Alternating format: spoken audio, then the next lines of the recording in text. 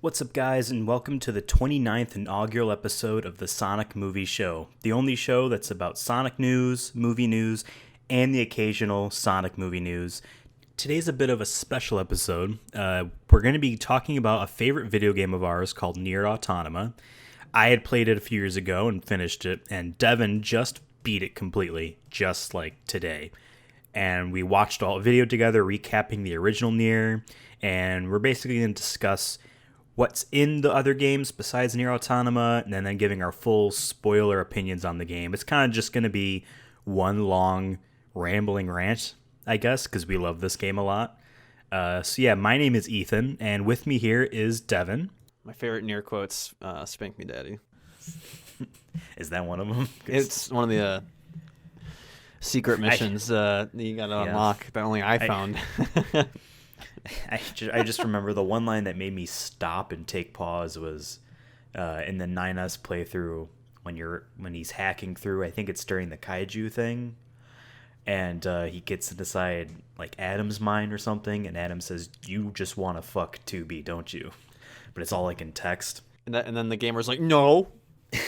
Yeah, but it's so self-aware in that sense. So now you know a bit more now about how weird this whole like game universe is. But yeah, it didn't say how Drakengard 1 became NieR.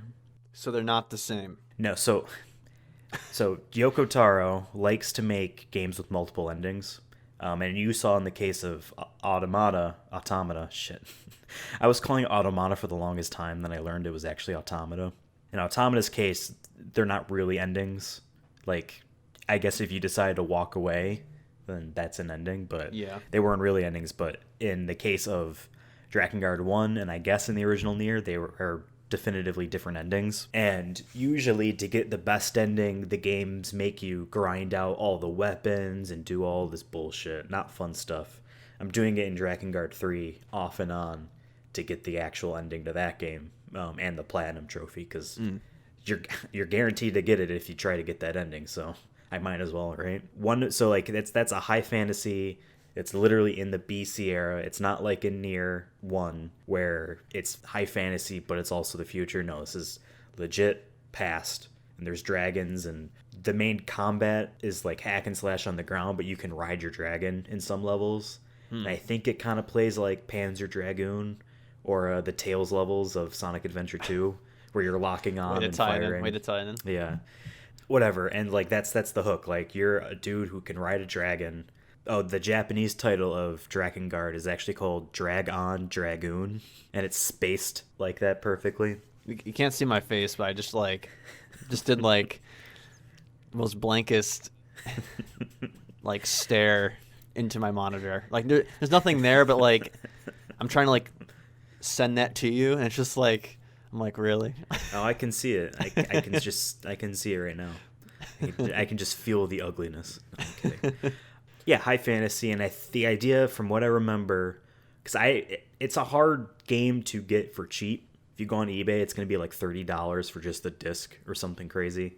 So like, I don't have it, and I would like to.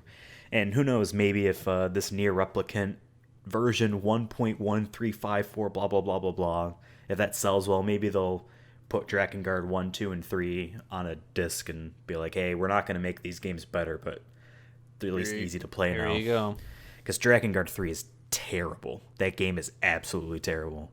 Drakengard 1, yeah, in the past, blah, blah, blah. To my knowledge, how the story goes is that I don't think it's aliens, because there is legit magic. Not like this is actually science, but actual magic. Which is weird, because this is in the same universe where NieR Automata exists, and there is just no magic. It's all science, so whatever. Just like, I guess, bad guys, but they're kind of alien-like, but they're not actual aliens. They're just like magical demon things, and they're giant, to my knowledge, like baby dolls, naked baby dolls. You saw them briefly in that video. Yeah, giant things like overcome this woman or whatever. It's weird. I've never really seen much gameplay, but the climactic battle is between the hero on his dragon versus like the queen of these creatures, which is a gigantic baby doll thing. And I don't know how you get the joke ending. I don't know if it's the hardest one to get to, or if you make some decisions and it becomes that ending, or my thinking is that you have to really work for it. The joke ending is that fight somehow gets warped into the year 2003 in Japan. Great year. So you're flying around on your dragon fighting this thing, and when you kill it, it's like, yeah, cool, you did it. And like, oh, I guess it's funny that our hero's stuck in the future, in the modern day, haha. But what actually ends up happening beyond that is that, I guess this is kind of how it might work in real life. If you have something that is from a completely different era, a living thing, and you bring it into the future, or a different era altogether, rather, it's not going to be simpatico in terms of what it's immune to. I was going to say, wouldn't it bring viruses and stuff like that? Killing the thing unleashes the plague. That's what starts killing people. And Japan, because written by Japanese people, so obviously they're going to put it in Japan. So all for it. They decide to nuke the site that it was on. They evacuate the people, nuke the site. That only, for some reason, makes it spread more. So the game ends with, and everyone's infected by a plague that will kill them all. The end. That's how that game ends. Like that. That's the joke ending. I think the real ending is like, so we're living in a joke ending. That's what you're saying. Kind of. Yeah, that was Yoko Taro's first game that he ever worked on as terms of director. He did not touch Drakengard 2 at all. That's a sequel to the normal ending of that game. There's nothing related to NieR in that game at all, and since he didn't work on it, a lot of fans don't really consider it a thing to like bother yourself with, because that game's not good either. It's just another weird shitty contract team worked on that for Square. So then he made NieR. Drakengard 3 came out after NieR. I guess we'll call it NieR Replicant, because that's what it was called in Japan. So that game comes out, right? You know everything about that. It takes that joke ending, the plague, souls being separate from the bodies, so from what I read after learning about this game, the idea was that the plague can't kill off the replicants, so that they're just waiting out the plague, but they couldn't wait and they all died anyway. And then in regards to NieR Automata, there was such shame and such they're programming all of these androids were to help humans, and if there are no humans to help, they kind of go a little nuts.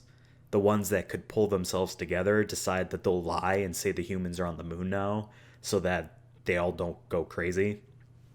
And that the ones that, like Devila and Popula, which they didn't say in that video, but there's a pair of them in every single town in the original NieR, in their story. Yeah, and then they mention it in Automata, and there's like a mini novel thing that it makes you read. It's all sad. You hear sad music because they wander through the desert for 5,000 years or whatever. It's a long time. Yeah, I would have just killed myself. But everyone still knew that these two people were responsible for something bad, even though Automata says that the two of them in that game were not the two from NieR Replicant, that they were from, I think it's one of the weird information text things you can pick up as a collectible, says that they were from a town that just was fine. They didn't succeed, but they weren't the one that sent whatever the guy from NieR Replicant. But that's just because of what they were. They were that was their job, and they failed. And then Drakengard 3 came out. So yeah, the original NieR came out in 2010, I believe. I remember it was coming out around the time. It came out a little bit before Final Fantasy 13 came out, and that was kind of the discussion I remember hearing in terms of Square Enix around that time. That's how I first heard about that game, was from people talking about Final Fantasy. Be like, oh, this game is terrible, but it has really good music. And I guess in the center town, Devila plays, she's a bard, she's playing music in the center, and no matter where you go, it's the same town theme, but it's gains instruments and loses instruments depending on where you are in the town, which is cool. 2014, Yoko Taro and I forgot the contract company's name. They're gone now. I think Drakengard 3 was their last game. Came out in 2014 for PlayStation 3. 2014. Now, this is not 2007. It's I was not gonna 2008. say PS4's been out now for at least. And PS3 games, such as Western games like The Last of Us and Bioshock Infinite, as well as great Japanese games, have come out on PS3. Drakengard 3 is, I'm shit you not, one of the worst games I've ever played. The story is not honestly interesting at all. It's a prequel to the original Drakengard, so it's more of like setting up that weird fantasy world than it has anything to do with like. Now, granted, I haven't beaten it. I'm at a point now where like I'm trying to go for the final ending, and there's someone that's from another time that's observing these characters and seeing, oh, if they did this, this is where they fall, and in this timeline they fucked up here, and blah blah blah. And she might be an android or one of the robots like Adam and Eve from the future, just observing the past, something like that. But I haven't finished it, and from what I've read online, that's an unanswered thing. She's just a weird observer from a different time. This weird character. Drakengard 3, his idea of humor is talking about sex a lot. All these characters do is talk about fucking a lot. Even the main character is she's this woman. Like the story is that like, oh, the world was created by 5 magical goddesses or whatever, and you're playing as the first one, the oldest one, and she wants to kill all of her sisters. Why? Oh, I don't know. And then you find out it's like a mercy killing thing. Is the world's bad, or and she wants to save it. Blah blah blah.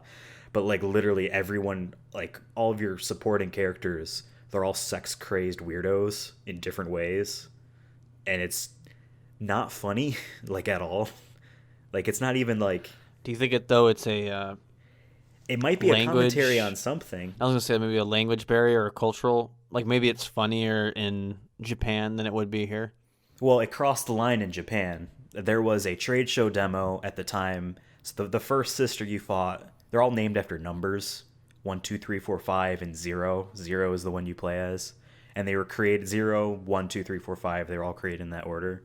So you fight them all in reverse order, killing them all.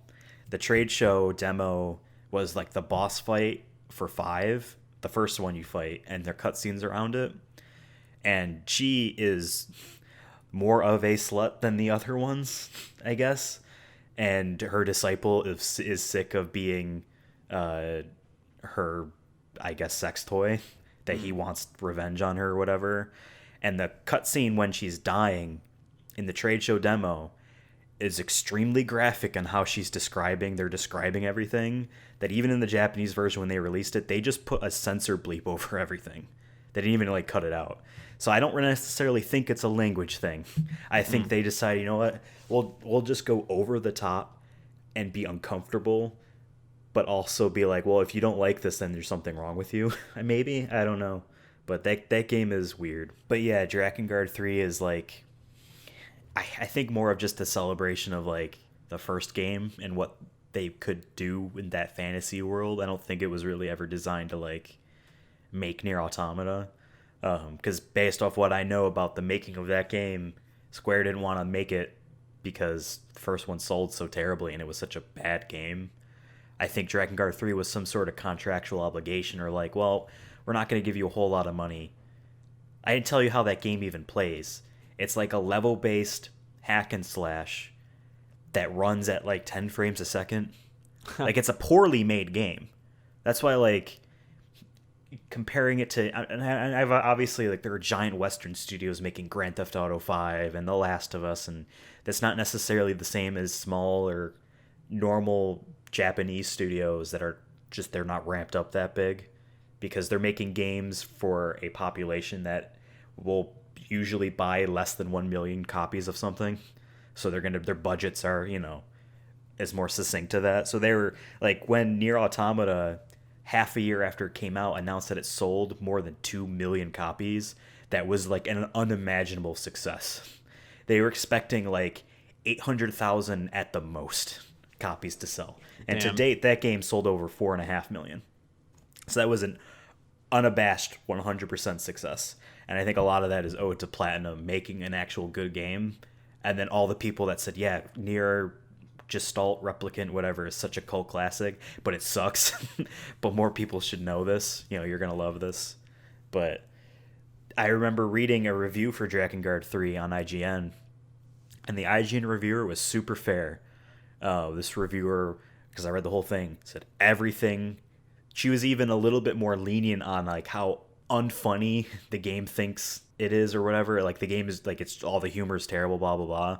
She rated the game very low, and all the comments are like, but Square Enix also put out Lightning Returns, Final Fantasy 13, and that game had frame rate issues too. And so why is that game a 9 and this game's a 4? It's like, well, because that's a well-made game and this one's not. Like that game even still had like, there are weird fans that will defend a terrible game. You know, like we do a Sonic podcast and we like Sonic. The games are bad. You know what I mean? So it is weird to still see like people be like, no, like I can't. You have to have your head in the sand for years to come out. The only game you play is Drakengard 3 and be like, this game is amazing. If that's the only thing you play, I guess it is good. Or unless all you do is watch hentai and you're like, yeah, you know, all these hot girls talk about fucking, like, yeah, you know what I mean? Yeah. But it's not even like, it's just unsettling. And so then Square didn't want to make NieR Automata, but people at Platinum wanted to make it. They were big fans. And the main Dragon Quest guy, which is Square's secret big money maker in Japan. It makes more money than Final Fantasy does over there. That's like their more... Final Fantasy is their famous like franchise because most of the people at Square Enix that are in charge are from Squaresoft, and the ones that aren't left from Enix. Squaresoft and Enix merged to make Square Enix. Enix is what made Dragon Quest. Squaresoft made Final Fantasy. But Dragon Quest is always like, that's Japan's game. Like, there's always been, I don't want to say rumors, but like folk tales, lore, not lore, I don't even know what I'm trying to say. People always said that schools would close on the days that Dragon Quest came out because they know kids aren't going to show up to school anyway. That ended up not being true, but that's such like ingrained, like everyone loves Dragon Quest. So when the big Dragon Quest guy says, I'm not making another Dragon Quest game until you help me make a game with Yoko Taro, make a new NieR game, you know, that's how we got the game. So we can thank that guy, I think most of all, that the big money maker said, no, fuck you, I want to make a bad game. That ended up being good. So like I guess that's all of the backstory that I can give. You know enough about the original NieR Replicant. You've played NieR Automata. Mm-hmm. I guess I don't know where we want to start then. What I don't know. What do you think? What did you think about the game? We could talk, I guess, about gameplay on one way, story on the other, maybe deeper meanings, soundtrack, etc. Yeah, I was just. But we can also freeform it, I guess. I guess I just want to start with like.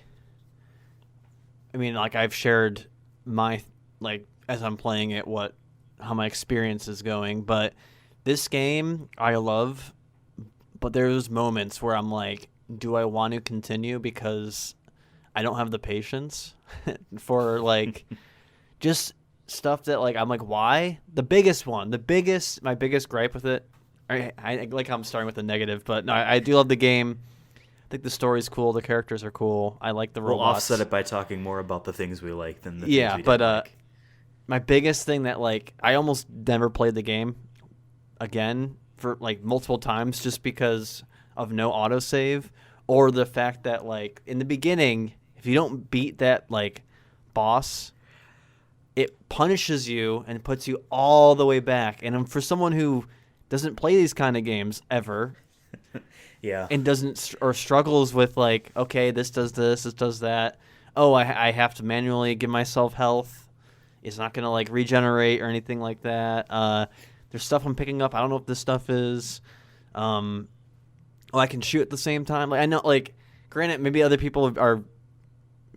most gamers... I'm going to say most people. Most you gamers... never really played many RPGs. No. So a lot of the lingo and stuff like that was new to you. I remember, because you bought a PS4 in 2018, right? February 2018, March, yeah. And to celebrate your return to PlayStation, I bought you 2 games, and one of which was NieR Automata. And so when I got those texts, you saying like, "Fuck this game, man! It's just I lose and I have to start at the beginning." I'm like, no, like because it was like a good like 35, 40 minutes, like this. And like I died, like I didn't stand a chance against the boss. Like I didn't know what I was doing or had to do.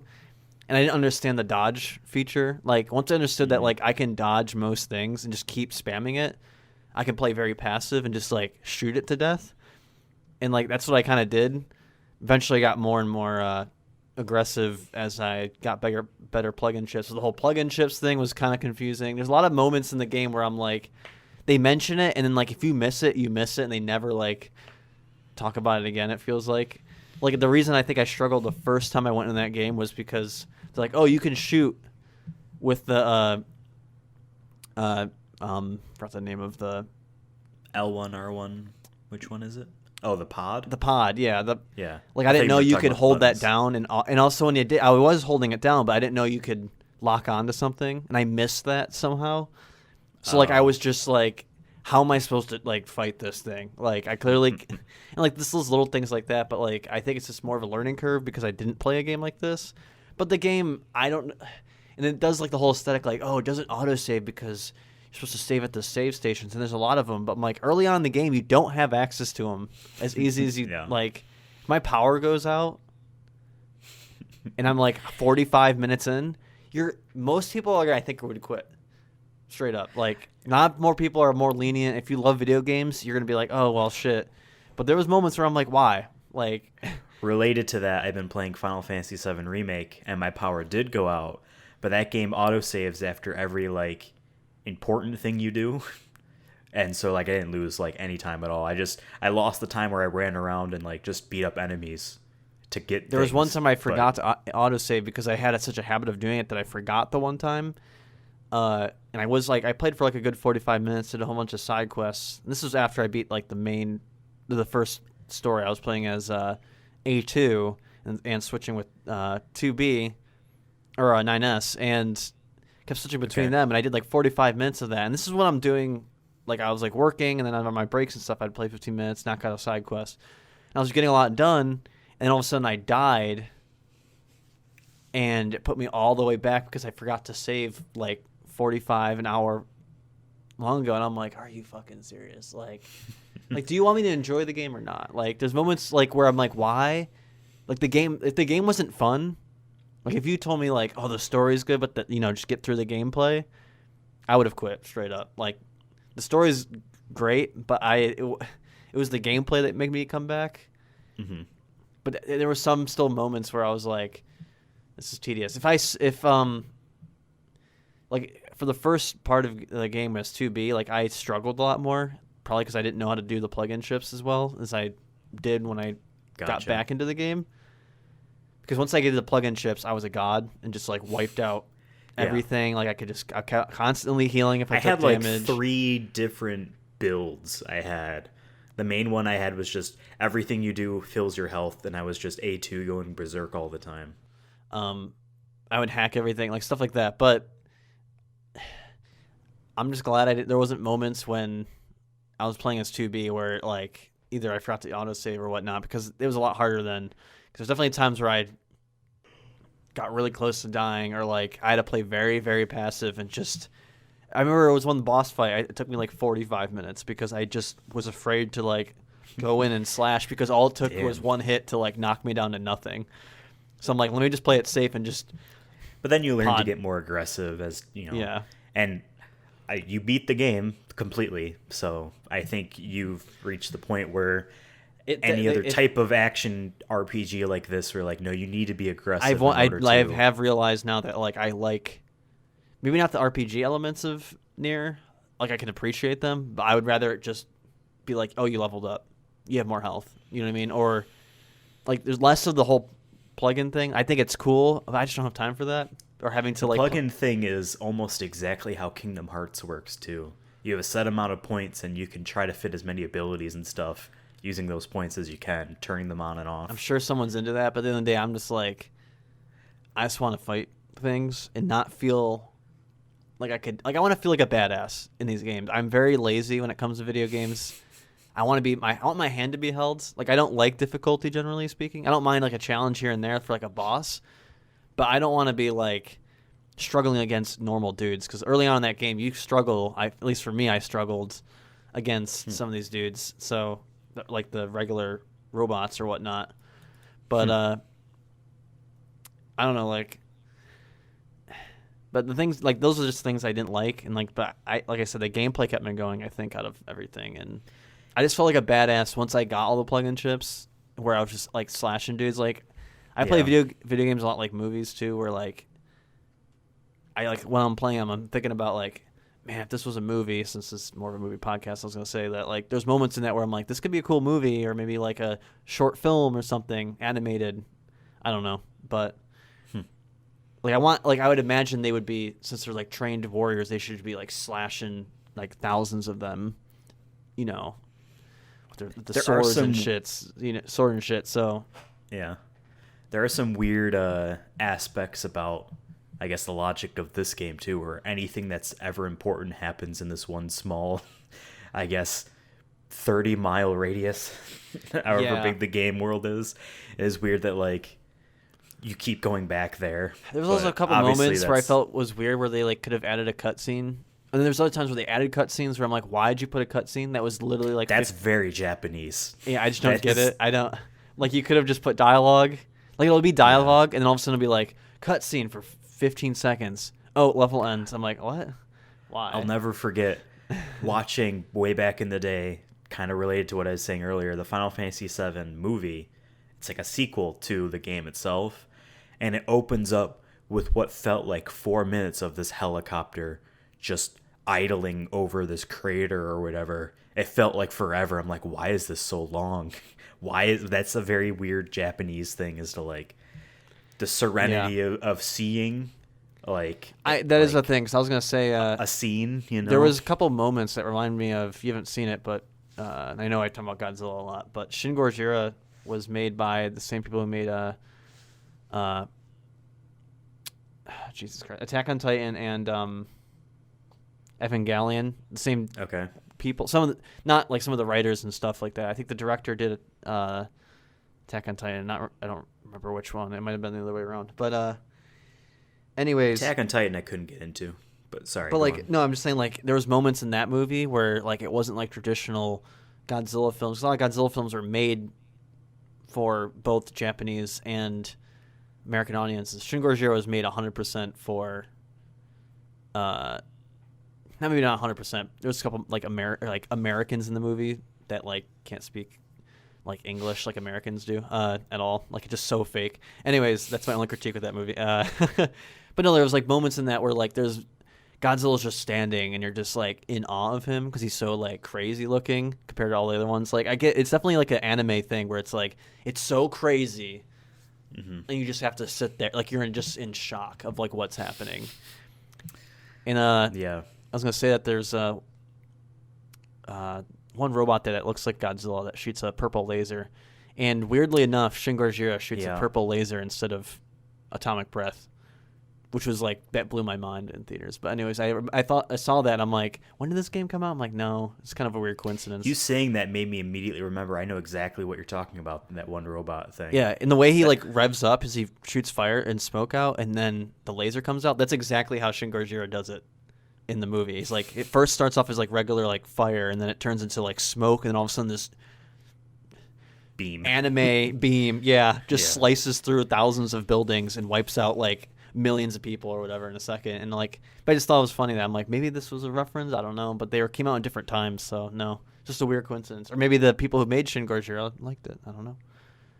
But no, I liked some of the bosses generally. Now I'm talking about the robots. I thought the robots were cool. A lot of the bosses were also like tragic things. Like it's been 2 years since I played the game, but some of this stuff still holds on to me.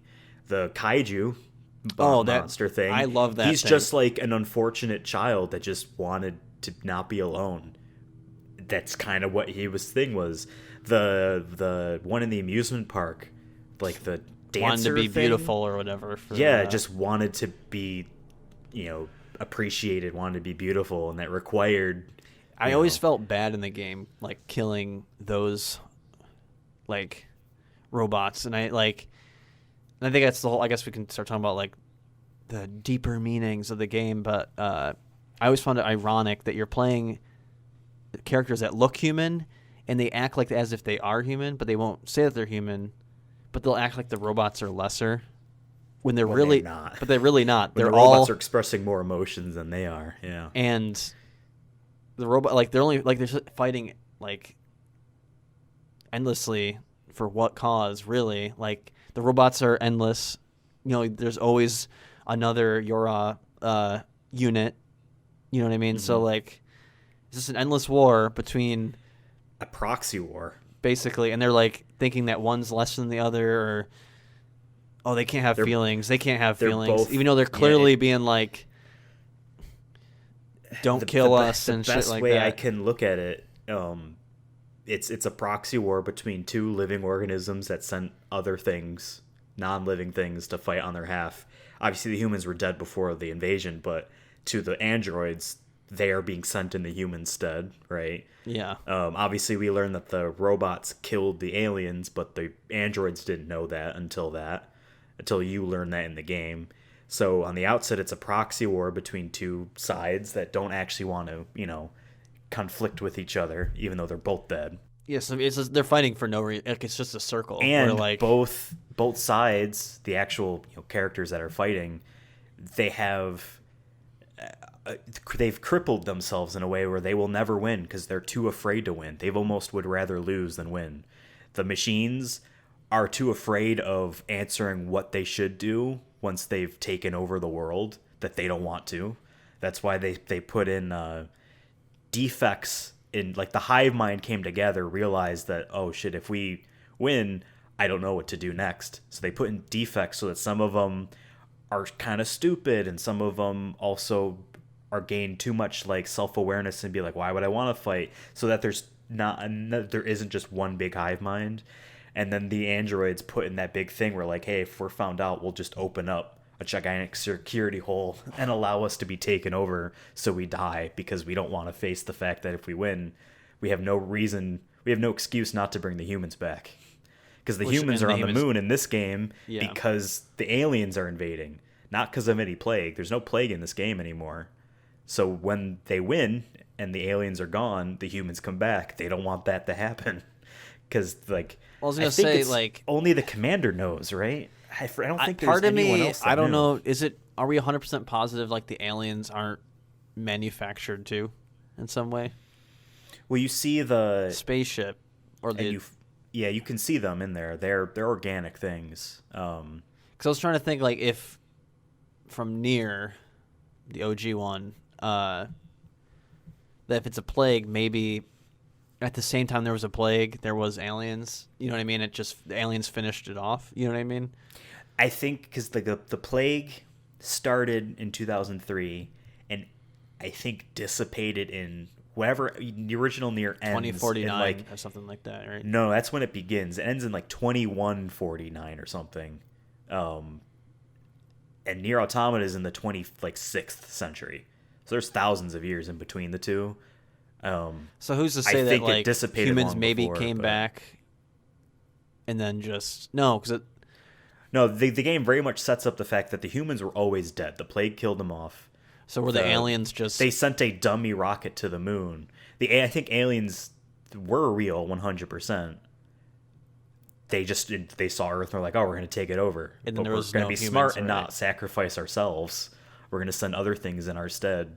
And the things Yeah, got too smart. It's and always they my killed thing them. with, like, alien movies. They're like, we're going to invade, like, physically. Like, no, if they have the ability to travel through time and space, they probably have the ability to, like, either launch an asteroid at the Earth, but maybe they want to preserve it. Like you said, they just send robots that would just be unstoppable, or like, Yeah. or it definitely would be like a disease that just kills us all that, like, none of us could stop, something like that. But anyways, And, like, yeah, the various, because there is one actual straight up real ending where there are three heroes are brought back. I was gonna say to life. the ending kind of confused me. Like, I don't know what to think of it because I wasn't really sure what's happening. So So basically, so we, in this game's fiction, we created the androids.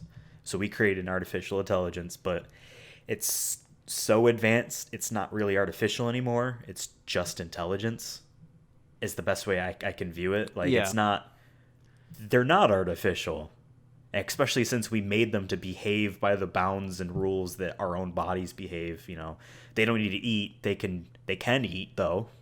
They can get their energy off water, which is actually extremely eco-friendly. If we didn't need to eat anything, we just drank water and that's it. Imagine I know. that, right? I would take that. If someone but said, they "Hey, can take this eat. pill," I would take the pill. They don't really need to sleep, but they can sleep. They're bound by all of our rules, right? And then the androids made the pods, which were actual artificial intelligence, straight up. Like that is a computer that can respond to you and make decisions based off a directive you give it. That's why, like, when the pod, 2B's pod goes to A2 and it's like trying to make her do things and it's not shutting up because its directive is to do those things.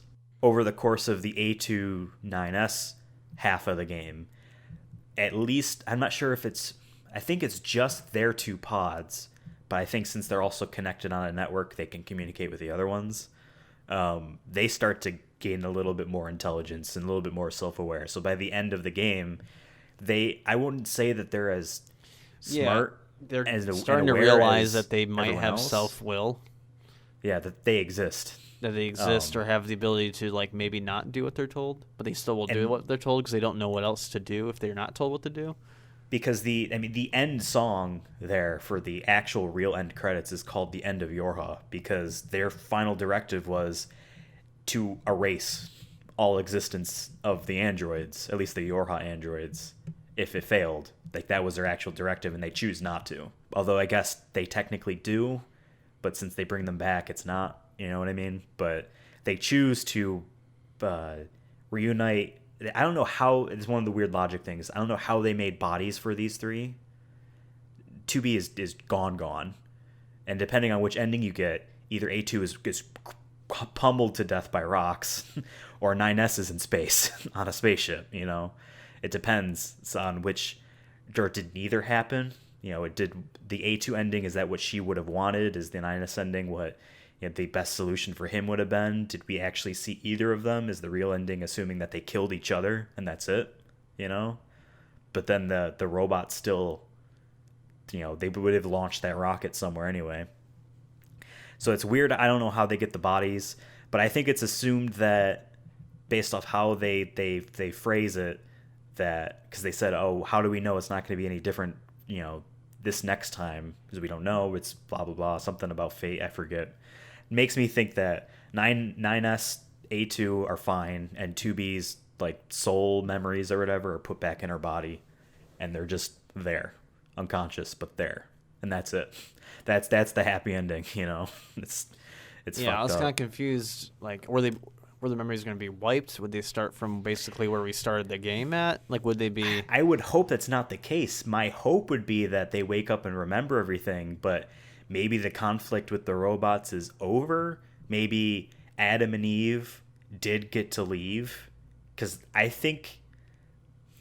that's the one weird thing is that Adam and Eve are such a defect from the hive mind that, like, they don't want anything to do with that shit. Adam just wants to know what humans were like, right? And Eve just wants to play with his brother. And he's wondering why he's named after the woman. They're like, they were not killed, but like they're like Adam separates himself from the hive mind to really know what it feels like to fight for your life, and he dies that way. And so But when they go on the spaceship, that's the weird thing is I think a fragment of them still existed somewhere. how I interpret it was that, like, if their physical bodies aren't found, their data. I think that's what it is. Their data is stored somewhere. Because that was a text thing. It's no different than a mini cloud. novel. Like, if I upload my phone to the cloud, if I destroy my phone right now, my phone data exists somewhere out there. I don't think it's as simple as there's a backup of them. I think it's more of like, I think what it was trying to say is there's fragments of who they used to be are in there somewhere still. Like, you can't erase a hard drive completely. The only way to make sure the data is never accessible is to put a hole through your hard drive. I think that's what it's supposed to be. That fragments of them still existed. And the whole thing about them sitting in the room and Eve is asleep and Adam, I think it's Adam is the one that smiles to 9S and invites him, to sit there with him. I think that's metaphorically speaking, like, or maybe they made a virtual space, but there's still data in the rocket ship. And the rocket ship was going to just go somewhere else, and it had human history on it, had android history on it, and it had the robot history on it. They made a point of saying that, like, they're preserving as much as they can, and they're just trying to go somewhere else now, which is interesting. I don't know. Maybe it's just showing that, like, all of history, our like human history has been in conflict and stuff, and even the things we create will still be in conflict. Maybe that is nature. Is we're constantly survival of the fittest in conflict with one another at some point. I'm glad you brought that up. That's how I interpret it. Like that. That's the one question Yoko Taro always asks is, why do humans kill each other? He asks that question all the time. I even see him on Twitter, some mobile game which he is actually a part of to a degree, and it's coming to the West. Said, if you have any questions, you can ask blah blah blah blah blah at the game, and he replies with, why do humans kill each other constantly? Like it's in broken English, but that's he always wonders why people kill each other. Because like we have wars now over geopolitics or past conflicts or assassinations, like from religion, there's so many different little things that like is life inherently survival of the fittest? I think it is. I would agree with that in some fashion. I do think that we're more intelligent enough to like there may be times that like I get mad at a person, but doesn't mean I want to kill them. But there's still maybe that part of us that could break, and all of a sudden, what? I'm going to kill you today. That definitely happens. That's why there are murders. Serial killers, and like I guess 9S, I would say, is in that like towards the latter end. He just sees blood. You know what I mean? He stops even reasoning with things, and he was at first the one who was like, man, maybe these robots are, aren't bad after all. Like he was not saying he was on their side, but there was moments where he was questioning what they were doing was right. And then 2B was no, I'm a soldier. We have to stop thinking about this and just do our job. Especially since her job was to be an executioner. Yeah. On him. So that part was confusing, by the way. So like, did you ever do the side quest where I was about finding another E unit? There was one. That's the one side quest I never did until I did after the game. So there was the one where like you have to find out the murderer of the one in the red. Yeah. Okay, I did do that one. Yeah. And I was confused. I'm like, so she is it, but she was the one that killed her friend, but she was trying to suppress it, I think. Yeah. And her system wipes it almost. From my understanding, because again, this is very much we're going to lay down some of the pieces and you're supposed to, put the picture together in your head. Yeah. 2B, I guess whose actual codename was 2E. And by the way, the numbers are supposed to be their rank within within Yorha. Like there is no 2A or 2S. There's like, I think the commander is 1C. Then 2B is the main attack person. That's why A2 is not necessarily her prototype. I guess 2B is her successor. Like A2 was the original like attack unit main person. 9S, I guess, was always too smart for his own good and always found out that there was backdoors in the system and always found out that there were no humans on the moon. Yeah, and I'm always questioning, so why don't they just code something different then? I don't like... That I don't know, but they couldn't just get rid of him because he was also good at the robot stuff, to put it bluntly. So they always paired the two of them up so that when he found out, she would just have to kill him. But the way they never backed up his memory. And the way they showed it always was like, made it seem like it was part of the mission. You know what I mean? It wasn't like she ever had to like cold blood, like, okay, you said something wrong, I'm gonna cut your head off. You know what I mean? It was always like, we have to do this to save the world. You know what I mean? So that's why I was kind of confused. She grows so a I'm like, heart and starts to hate having to do it, and but. So has she done it multiple times then? I think it's implied that it's even before the events of this game they've gone on several missions together. He just doesn't remember any of them because they never back up his data beyond just, like, so the prologue of the game is they fight that boss you couldn't beat forever, and then they use their black boxes to sacrifice Yeah, but themselves like, did to they? destroy everything. The thing was, I'm like, thinking did that she know when he that? wakes up, Like, did yes, she? Like, she was 100%. aware that they were gonna go in and die. That's why when well, I don't know if she was aware that they were going to die, but that you see on her face and her reactions to 9S when they are up back in the Orhab base that's orbiting the moon or whatever, that she knows that, like, this has happened multiple times, and 2B is an interesting character. I think 9S is an interesting character in terms of his arc. I actually hated 9S the more the story went on, and I eventually came around. Like, I found him a bit too annoying with his, like, blood hatred, but I kind of see more of the tragedy of it, and that's what makes the story interesting.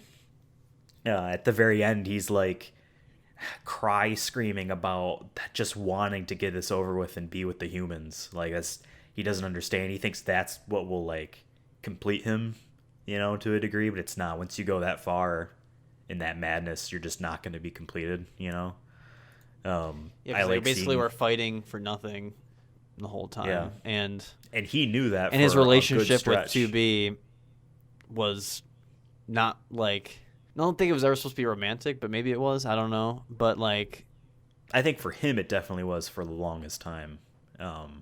and it made it more unfortunate that, like, he's been with her for so much longer than he realizes, but he's always killed every single time. So, Yeah. like, Yeah, I think it was only until towards the end of the first half of the game, basically before 2B dies, that she starts to love him, like actually love him. I think to me it's when 9S, it's in the copied city, the white cube city underground, Yeah. where 9S is like Jesus crucifixed up on the wall, and she fights Adam to the death. That's when, like, no, like, this is personal, like, this is my guy, and then from then on it's a little bit different, but then she obviously dies. But so we never actually get to see, there's an entire half of the game where there's no 2B in it, obviously, but there isn't even like she's somewhere and she's thinking or anything like that. And, like, no, she's dead. She's the just one dead. part I found confusing that made me like think about something that didn't happen was that, like, when A2 killed 2B and she cut her hair, I thought maybe she took part of 2B to hold on to or something, knowing that 9S was going to probably hunt her down. I don't know. I thought about that. But she never says it, though, which is weird. It's not until the end of the game. Like, this was the one thing that did annoy me in that last half of the story was that there was no, like, no, we need to sit down and talk. Lots of these kinds of stories can have their problem solved if the characters just sit down and talk and explain everything. And when they were about to talk, it was already, like, in a moment where it was too crazy, and, like, this is the end for both of us to even like it doesn't even matter at that point because they both knew that they were dead, kind of thing. So, like, it wouldn't have mattered what the conversation was. Like, they both know that they're gonna die. So, but, like, that's what I feel like. I'm like, why would she cut her hair? And I thought, like, is she trying to look like 2B? I don't understand that. Like, there was no reason to cut her hair besides, for me, like, there's got to be some sort of. Well, gameplay wise, it wouldn't clip into her body when you run around like crazy. So that's that. But yeah, I don't really understand. Like, I honestly, I think it was just like, all right, now I have to do something, because I assume that you read her backstory in the game. Generally, it was probably a while back though when I first. Because I'm not sure if it's introduced in when you're playing as A2 and you go to talk to, I forget her name, but in the Resistance town, the main woman there, I forgot her name. She knew A2. And A2's backstory is that, like, she was, she had a squad. She had a grenader, a brawler, a sniper, and another, like, sword combatant like her, going to just, to help these Resistance people and to, just quell these robot forces, blah blah blah, and she meets whoever is leading the town in the city. I forget what her name was. It starts with a P, I think. I forgot her name. It's not Penelope, right? It's like a more No, I know what you're saying. weird name. Anyway, so she knows her from that, but then like in order to, it's one of those things where everyone else dies except the two of them, and A2 realizes that it is all for nothing. She doesn't know that there are no humans on the moon. That's not revealed to her until the end of the game when 9S says it, because she says something about, well, they're going to launch a rocket to blow up the humans on the moon, and he says no, there's no humans there. They might not realize it, but there's no humans there. But she knew that like Yorha is just literally abusing and using them, like they're nothing but soldiers, I guess, and she lost some of her friends. That's why she went AWOL, and a lot of other combatants, soldiers, did the same thing. That's why a lot of the early side quests as 2B are hunting them down, because she's an executioner. She's supposed to be executing all these people. So that's like A2's backstory, but I don't really know what she's done between then and when the game starts. I think it's just killing all the robots, and then she starts to realize that it's not even that it's not even worth it anymore. But then the story forces her into circumstances, I guess. Yeah. But, yeah, I don't know. There's lots of weird, deep meanings and everything. There's lots of marks and angles type stuff in a lot of that thing. Pascal is a very unfortunate and tragic character. You choose to either have him kill him or erase his memory. What did you do? I erased his memory. Same. Okay, and then he sells the parts of the children that he killed to you if you go back to that town. Did you ever go back? No, I never went back. If you go back and talk to him, he sells you, because there are weapons and stuff that require upgrades, and some of they come from robots. That's how you. I haven't gone back yet since I beat the game. And if you go back and talk, because some of them you can get from killing rare versions of the robots, but it's a lot easier to buy them from a store, and you can buy them from him because it's the children that he killed. And he doesn't know that because his mind is erased. And he'll literally be like, wow, all this stuff is laying around. I might as well put it to good use. Oh, my God. It's fucked up. Yeah. By the way, I have to figure out how to do that. You'll have to tell me at some Upgrade? other point. No, I'm saying just like how to play the game. Oh, the end game stuff? Yeah, because I played the first. I pressed start just to see what happened, and it just started me back at the very first part. And I played for like 10 minutes. I'm like, oh yay, 2B's back. You can load. I was playing as 2B just for fun for a little bit, and then I quit. But you can save, not save select. I know you can chapter select. I just don't know what chapter to. It doesn't matter. Everything carries over. So what you did until at the final boss fight, all your levels, your inventory, everything, your plug-in chips, you can just literally be like, I just want to be in this moment in time right now. Farm these kinds of enemies, then hop over here, do the side quest, hop over here, do this, go to the store that I know is only open in the 2B playthrough or whatever. Like, it's just gameplay filler at that point. Not that it says it mean, but like it's nothing. The story isn't getting in the way. There isn't like, well, you need to finish this chapter in order to actually claim any of the things you did. It doesn't do that. So you can just hop around. And in fact, because I know you didn't do it, there is a gigantic side quest that involves having to hop back and forth between 2B and 9S's versions of the first half of the story to complete. I guess this was supposed to be full of spoilers, but I don't really want to spoil this to you. But if you're going for the platinum, it's required, and the trophy says what happens. So, but I knew about it going in, and it didn't really bother me. So I guess I could tell you if you really want to know. I'll wait. It's fine. Well, so and anyway, because like I don't think you'll ever start going down the path unless you stumble into like this hidden area in the city, and it's hard to explain because I also don't completely remember exactly where it is. So there's the crater, right? This has to be post crater. there's lots of pipes and stuff. One of the pipes leads to a completely different underground area. And it's like it's at a weird angle and it's up high to get into.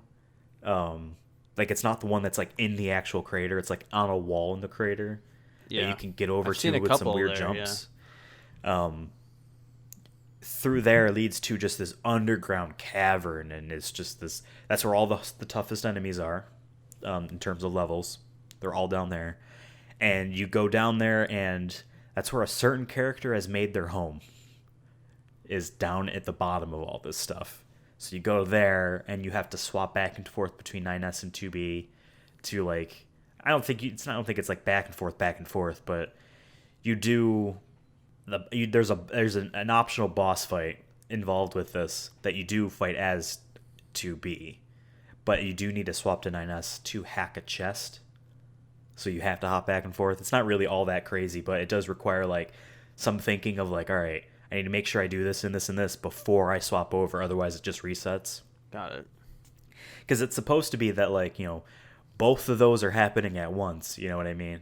Yeah. And they didn't put it in so that you could literally just swap on the fly, because they would have to like change up how some of the cutscenes work and the gating and the logic of the game. So they didn't do it that way.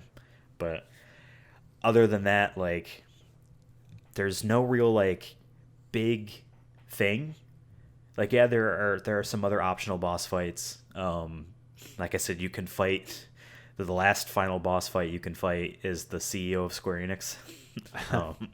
It's funny. I don't know if obviously he consented, but he was also, I believe, a boss fight in Final Fantasy 13 too. Either that or it's one of the people from that team. You fight him in like a coliseum, but other than that, I don't think that there's anything like story-wise important that you haven't seen. It's just, gameplay. Upgrading all the weapons requires hunting specific enemies for specific drops that are rare. So you just grab a guide and it would tell you. That's exactly what I did. And, that's not cheating. You would never get it unless you literally knew. Getting all the fish. There are some fish down where the kaiju fight is that are so rare, and you can only get them there, and you can only get them, I think, in certain chapters. That, like, how would you ever get this unless you... Because they're gonna get a point where, like, all right, I'm gonna fish in every area, every new area I get to. If there's water, I'm gonna fish in it, right? Kind of like when you're playing Pokemon, you want to catch all the Pokemon in each new route. It gets to a point where you're just seeing the same fish over and over again that you just come to the conclusion, okay, I've seen them all. Except no, there's a 5% chance that this giant robotic 5%. Hammerhead shark comes out of the water to catch.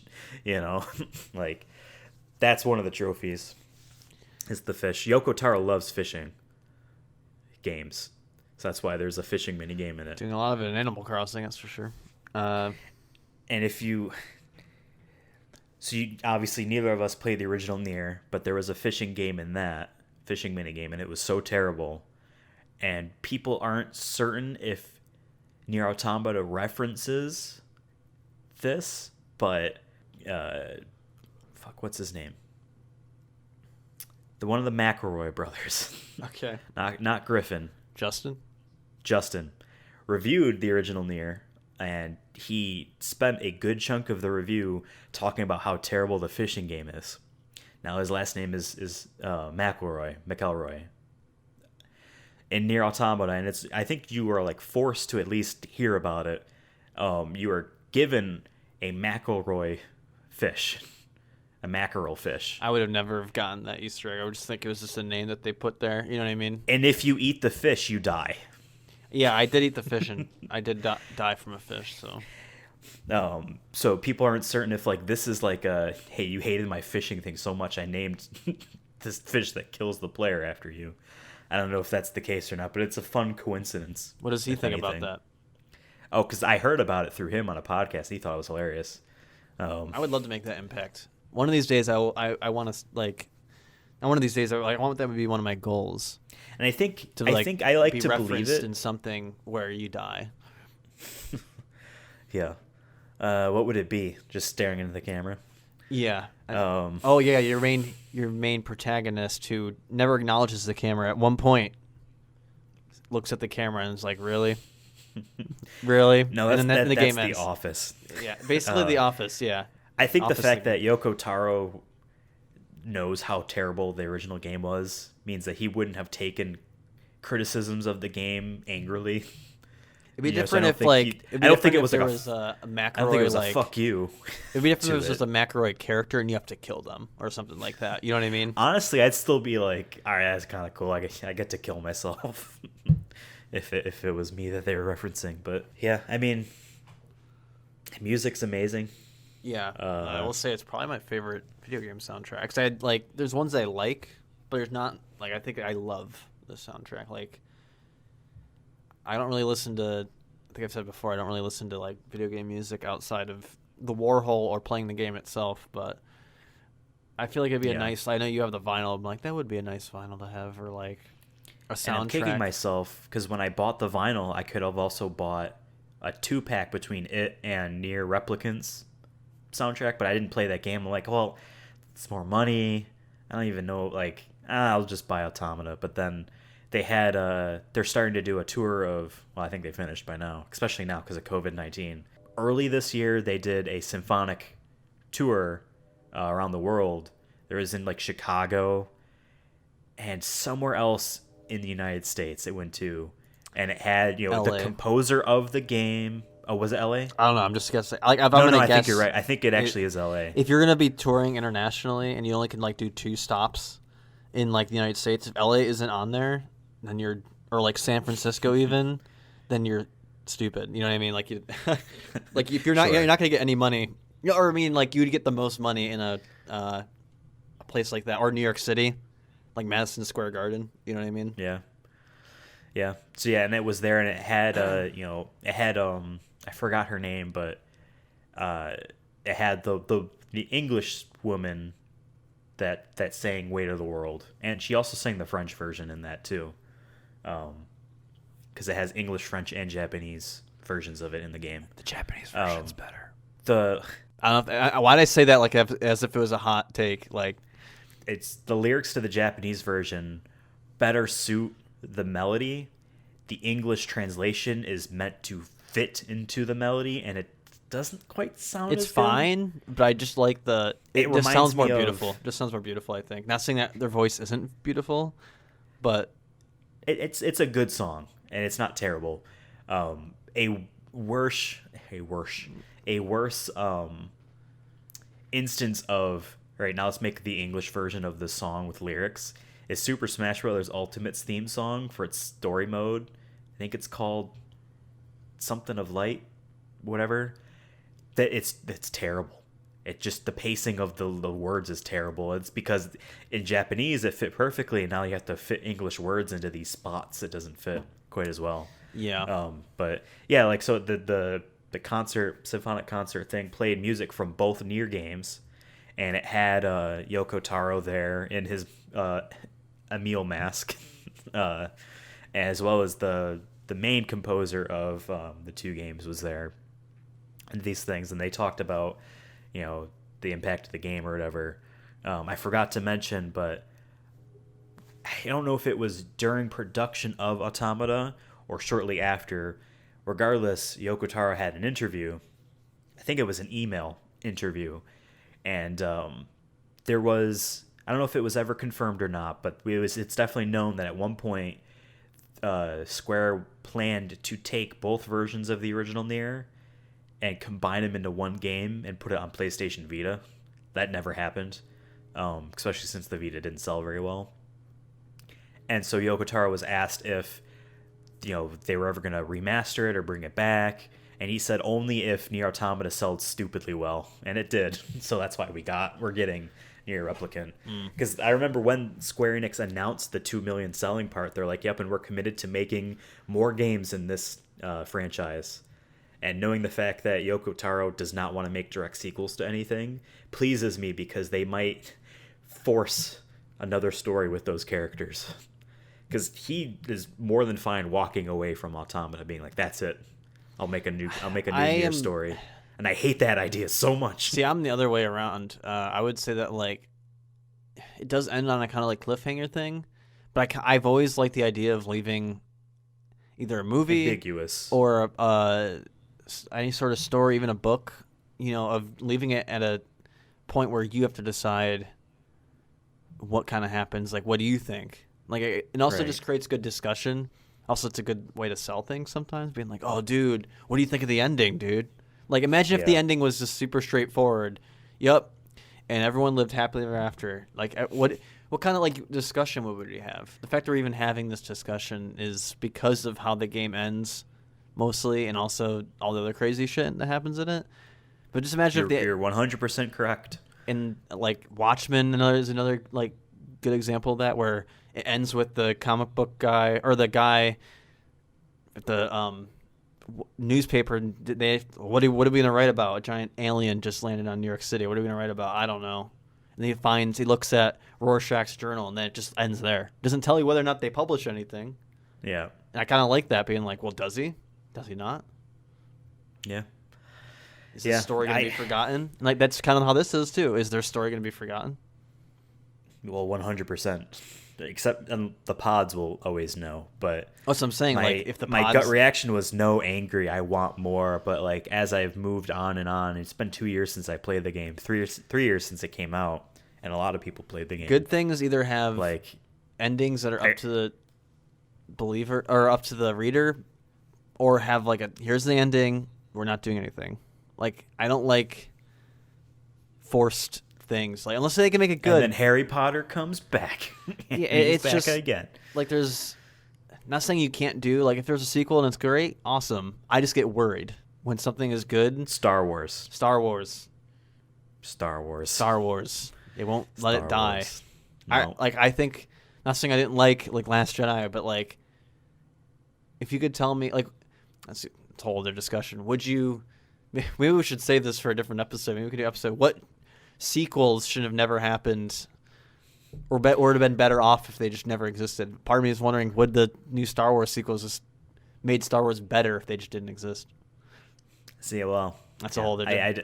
We could talk about that another time. But that's what I'm saying. Like, but I think it's fine. Like, if this is it, I'm cool with it. I don't need any more because of how it ended. It leads it up to being like its message has been told. You know what I mean? If it was a happy ending, maybe I'd want a sequel just because I'm like, that can't be it, right? Like, it's kind of boring. You know what I mean? NieR Automata isn't a direct sequel to NieR Replicant / Gestalt. It has nothing to do with those characters. Emil is in it. I'm okay with that. If they make a game that's just new characters in that world. You had no idea. It's not like him and Devil and Poplar were like, and we're from the old game, remember us? You know what I mean? Like, there's nothing to do. And in fact, Devil and Poplar aren't even from the original NieR. And Emil's just a head now. He just doesn't even have his bony body. But the game is amazing. It's just, I don't even know what to talk about next with it. There's a lot of different aspects of it. It's definitely unique. I'll give it that. It's not like other, like I said, I haven't played many JRPGs, but all of them just have like an aesthetic. It has like parts of that aesthetic, but it's also just its own thing. Like the gothic wear there's is definitely so trends. The gothic JRPGs. there's like the gothic wear. I think is super like unique to it. Like, I don't think I personally haven't seen it. Maybe I'm wrong. Of JRPGs having that kind of like. Yeah, I haven't really either. Like, why are they using swords when they're advanced? Things like that's just super cool to me. I mean, I guess that's kind of all JRPGs. Or we're gonna use a sword against a giant monster turtle. Yeah. But why? Why don't you just use like artillery? I don't know. Because it's cooler to. There's just something about it that is more unique than visually too than other like things I've seen. A lot of JRPGs, and I say specifically JRPGs, not RPGs in general, but Japanese RPGs, they do get metaphysical and questioning like life and stuff. Like, a good way to summarize JRPGs in the 90s is a group of ragtag teens band together and kill God. Because so many PS1 JRPGs were about killing God. Oh, he's actually God. All life on Earth was created by this train that landed on Earth, spaceship thing, and it didn't have enough energy to break the atmosphere. So it created life, waited thousands of years, so it grew, so it could eat it all and get the energy to leave.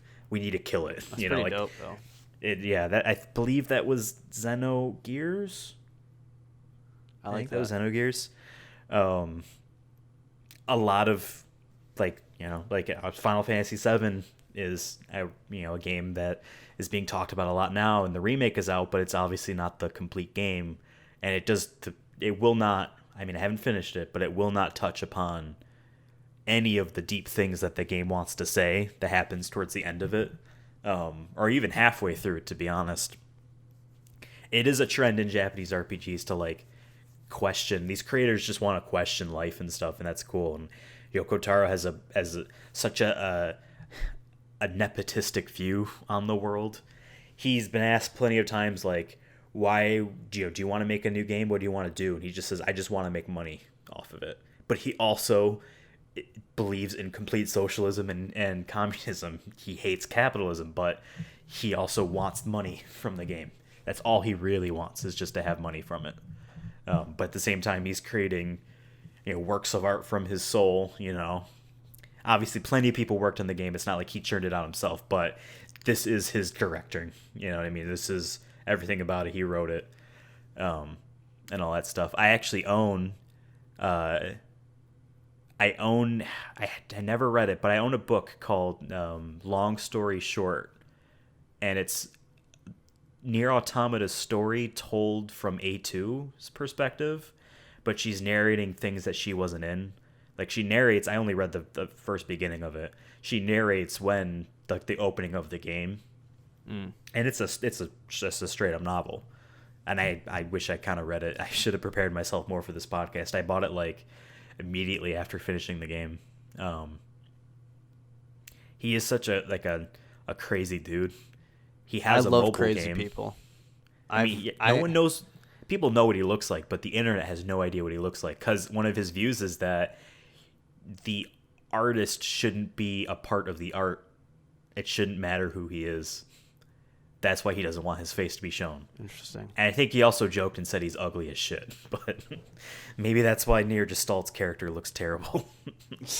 Maybe that is him. Yeah, maybe. And everyone said it was ugly, so he's like, well, now I got to put a mask on. Yeah. I don't know. I find that interesting. I don't know if I agree with that, but cool. I like crazy people. All my favorite like people I look up to are all like a little weird and eccentric. So like I have a huge appreciation of people just being themselves, no matter how weird it is. You're more memorable if you're like that. Yep, it's boring being normal. So please, if there's something like inside of you that's like, man, I freaking love like Rugrats or some shit. Talk about Rugrats, auteurs. Dude. Talk about Rugrats. There are so many Japanese auteurs, especially from the late PS1, early PS2 era, where their games didn't sell very well, but it was such a lucrative market that they were constantly getting greenlit. Swery is one of them. He's your Deadly Premonition guy. Dude, he makes Deadly bad Premonition. games, but they're so interesting. I'm gonna get that on Switch at some point. I know it's. He has a new right game now. coming out called The Good Life. That it was. I don't know if it was Indiegogo or Kickstarter. I think I backed it, and it failed.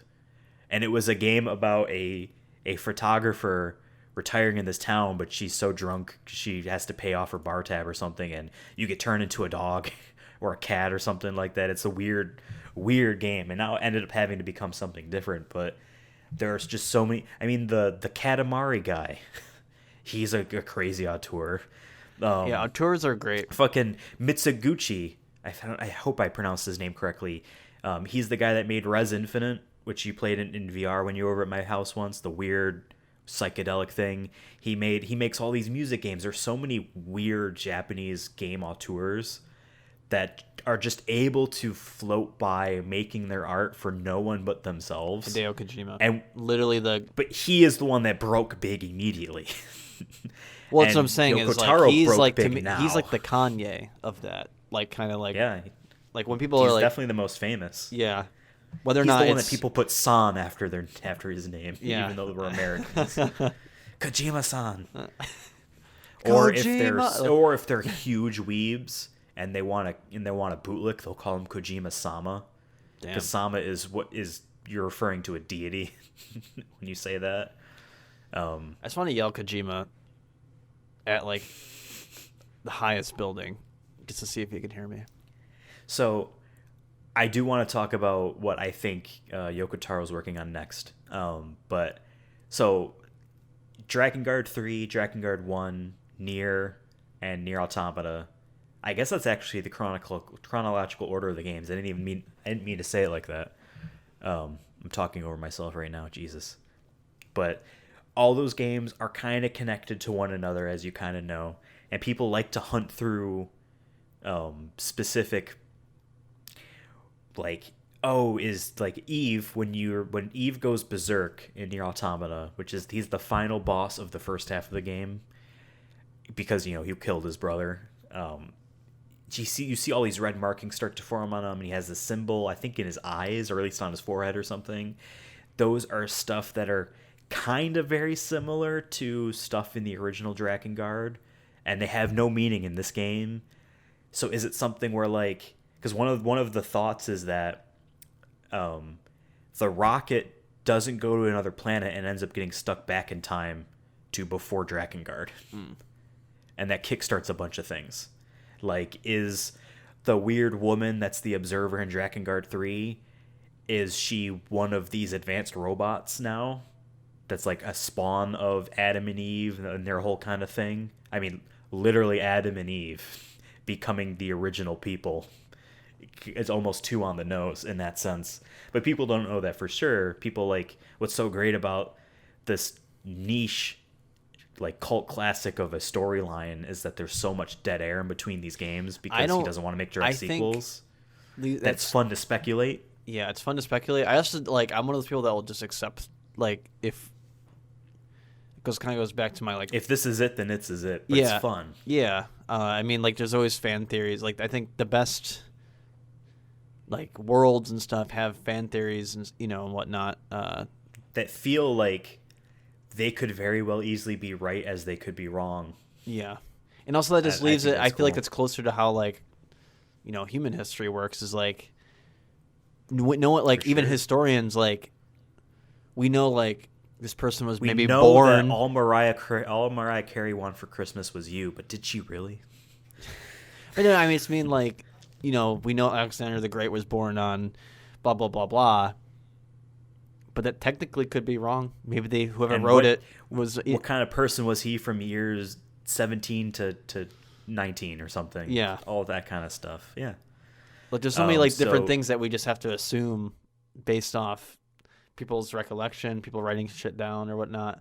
So that's what kind of is cool about this game, is that, like, yeah, you have... If you care enough, you can read everything super in detail and try to, like, put pieces together. But at the end of the day, I'm one of those people that was like, I'll read it, be like, cool...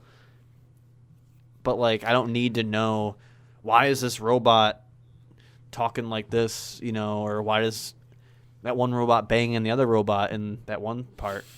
Yeah. And, like, but it is fun if there are still going to be sequels in this universe. Yeah. To, like, maybe they'll establish some of this stuff is brought in. But then like I said, I'm always worried because then you get, like, a Rise of Skywalker scenario where, like, okay, fan service time, like, over the top. Like, I don't mind fan service. But if it's, like, over the top where it's like, oh, guess what? 2B's back with more guns or something like that. Or there's 4 2B's and 7 9S's and it's great. Oh, and they're banging. Like, I'm glad you said this. You never played this entire franchise. My favorite franchise, Metal Gear Solid. And I know that is at least a goal of yours in life. You know what I mean? I promise to you that before I die, I'll play the Metal Gear games. And I don't know how long it's going to take me, but one day. They were made in the order of Metal Gear, Metal Gear 2, then Metal Gear Solid, Solid 2, Solid 3, Solid 4, Peace Walker, Ground Zeroes, Phantom Pain, in that order, right? At least the main games made by Kojima. Metal Gear Solid was such a huge hit, and people wanted, a new game, and so he started directing the sequel. And he wanted to, it's the closest a game has ever come to being postmodern. It's not actually postmodern, and theme almost feels like it's about postmodernism. Here's everything you wanted, and actually know it's wrong, and actually I want you to now think why you wanted it in the first place. That's what the game kind of does. And then the third game was a prequel to the entire franchise. But you play as a different character in the 1960s, doing other things, and while it's really good, it's still not Solid Snake as you wanted it. Just Metal Gear Solid 2 didn't even deliver that. There's different themes in each game, and he's trying to accomplish different things in each one. Metal Gear Solid 2 was received poorly by fans in that regard, that they wanted the thing that they wanted, and maybe they didn't read too deep in the game to find out that it was telling you don't want this. And if you did, ask yourself why. Metal Gear Solid 3 was a different character. It was kind of same, and he wanted to, kind of take James Bond elements and flip them on their head in certain ways. But people still wanted the thing that they wanted. They wanted all this stuff. They wanted all this fan service stuff. Metal Gear Solid 4, to me, is him being like, okay, fine, I'm going to give you everything you wanted. I'm going to give you answers to questions that you haven't even thought of, but I know you're going to want to ask. I'm going to give it all to you. And that is like not the worst game, but it's everyone's least favorite story-wise. And it's him giving them everything that they ever wanted. They gave me everything I ever wanted. It's my favorite Metal Gear. And a lot of that reason, I really like the story in that game. I really like Solid Snake's just march into death. I really like that game, and he gave everything people wanted to tell them that, see, this is what happens when you get everything that you want. You got to let the creator do the things that they want to do, and I can see Yoko Taro never doing that, unless Square Enix told him hey, your game sold really well. Can you find a way to put 2B in another game? Can you please find a way for us to sell another action figure? What if instead of black Gothic, she was in white Gothic? So you never played Soul Calibur 6, where the first DLC character is 2B, and her alternate color is a palette swap, where she is a dark-skinned woman in white. Interesting. And that has been not retconned, but that has been established to be kind of a part of the universe as a character named 2P, which is a play off the fact of second player, because that is the second player. If in a fighting game, if both players are playing the same person, changes it has to play the second player is going to be an off color of it. So that's what that is. She's not like a part of the story or anything like that, but they made her a part of the universe to a sense. So yeah, actually, you did get what you just said. I don't believe in forcing things. Like, if we never get a sequel, great. If he makes a sequel, I just hope it's good. It's weird. I have stress towards sequels or things like that because you don't want pressure. it to be fucked up. You don't want it to be fucked up. You don't want another Blade Runner sequel and have that one stumble. You might never get that one though. But. Yeah, not anytime soon. Maybe another 10 years. Completely. But we're so bummed about Star Wars now. Dude, I know. We've talked about I'm not even interested in Star Wars anymore unless that it was really just put it I remember we came out of it being and you're like, "Oh, do you want to see it again?" I was like, "Honestly, I want to see it again just so that I could see it without having to see it for the first time and really analyze things in it." But not because I'm excited to see it again. Yeah, I was like, what did I just I want to be all right, so now what do I think about this stuff? But we shouldn't really talk too much about Star Wars. Maybe we have a Star Wars roast when they announce the next Star Wars trilogy. I did tell you that they did announce that a new initiative in LucasArts, new stories and movies, games, comics, etc., cartoons, is in the distant past when the Jedi were at their highest peak. I forget what they freaking call it. I think they call it the High Order. Yeah. Where the Jedi it's are called everywhere. The High Temple or whatever. Something like that. And hearing that news bummed me out because I'm like, oh, they never want to say that the light and the dark are two sides of the same coin and that neither are good or evil, because they want to show that they want to tell the story about the Jedi being at their peak. They can't say that the Jedi were full of hubris and they deserved to fail if they were going to make all of these action figures and sell all these toys off of them being, basically Catholic missionaries across the galaxy, But I would love if they did that, because it'd be cool and different. That's where The Last Jedi was heading. 100%. It was saying no, JJ. Anyway, so you know, you Yeah, brought don't up. fuck this I up. don't know. That's I all don't know if you want a NieR Automata sequel. I don't That's know. what you were kind of saying. I don't know if I want it. I guess I'll So take it, but like I don't need it. I'm gonna lay down some things for you that have been said and are happening. So this is the 10th anniversary of the original NieR. Came out in 2010. Good year. Good year. Yeah, this is not a bad year. You know, we were still hopeful about Obama. We're saying that as left-leaning people, just so it's clear. Don't at us. Yeah. At me, please. At I me. have no followers. um, it's the 10th anniversary, and we already know that NieR Replicant not remake, like a remaster is coming out. To what extent we don't really know. Because the game is bad. They gotta be touching up the gameplay. They gotta. They can't release unless it's supposed to be some sort of like I will say this. message. I will say this. Because we're talking about critiques of NieR Automata. I was going to say that with this remaster, whatever it is, with this NieR, I hope they do more filler stuff. I don't know. Maybe I'm so used to like playing. Like, it doesn't have to be anything too crazy, but like there was moments in NieR where I felt like it was empty, and I get like, there's no humans, there's no nothing. But I think it's a budget thing. yeah, and I'm just like a tree here would be nice. I don't know. I think it's literally a budget thing. Like there was moments where like I feel like I was just running like on a the like game wasn't a looker. it was nicer looked looking fine. than NieR, but Well, yeah. yeah, there was moments where I'm like, man, this building would just have been nice if it had like a broken Objects. office Yeah. table. Like just But something. again, I don't know. This was a game that they thought best case scenario we sell 800,000 copies. This Yeah. was a game that was the urgent wishes of like 3 different people, and it was I begrudgingly want Last of funded. Us kind of detail. The next game that But he NieR. makes is going to have a bigger budget. I hope so. And so he made a comment saying that he would like to have a sequel to NieR Automata released during the 10th anniversary of NieR.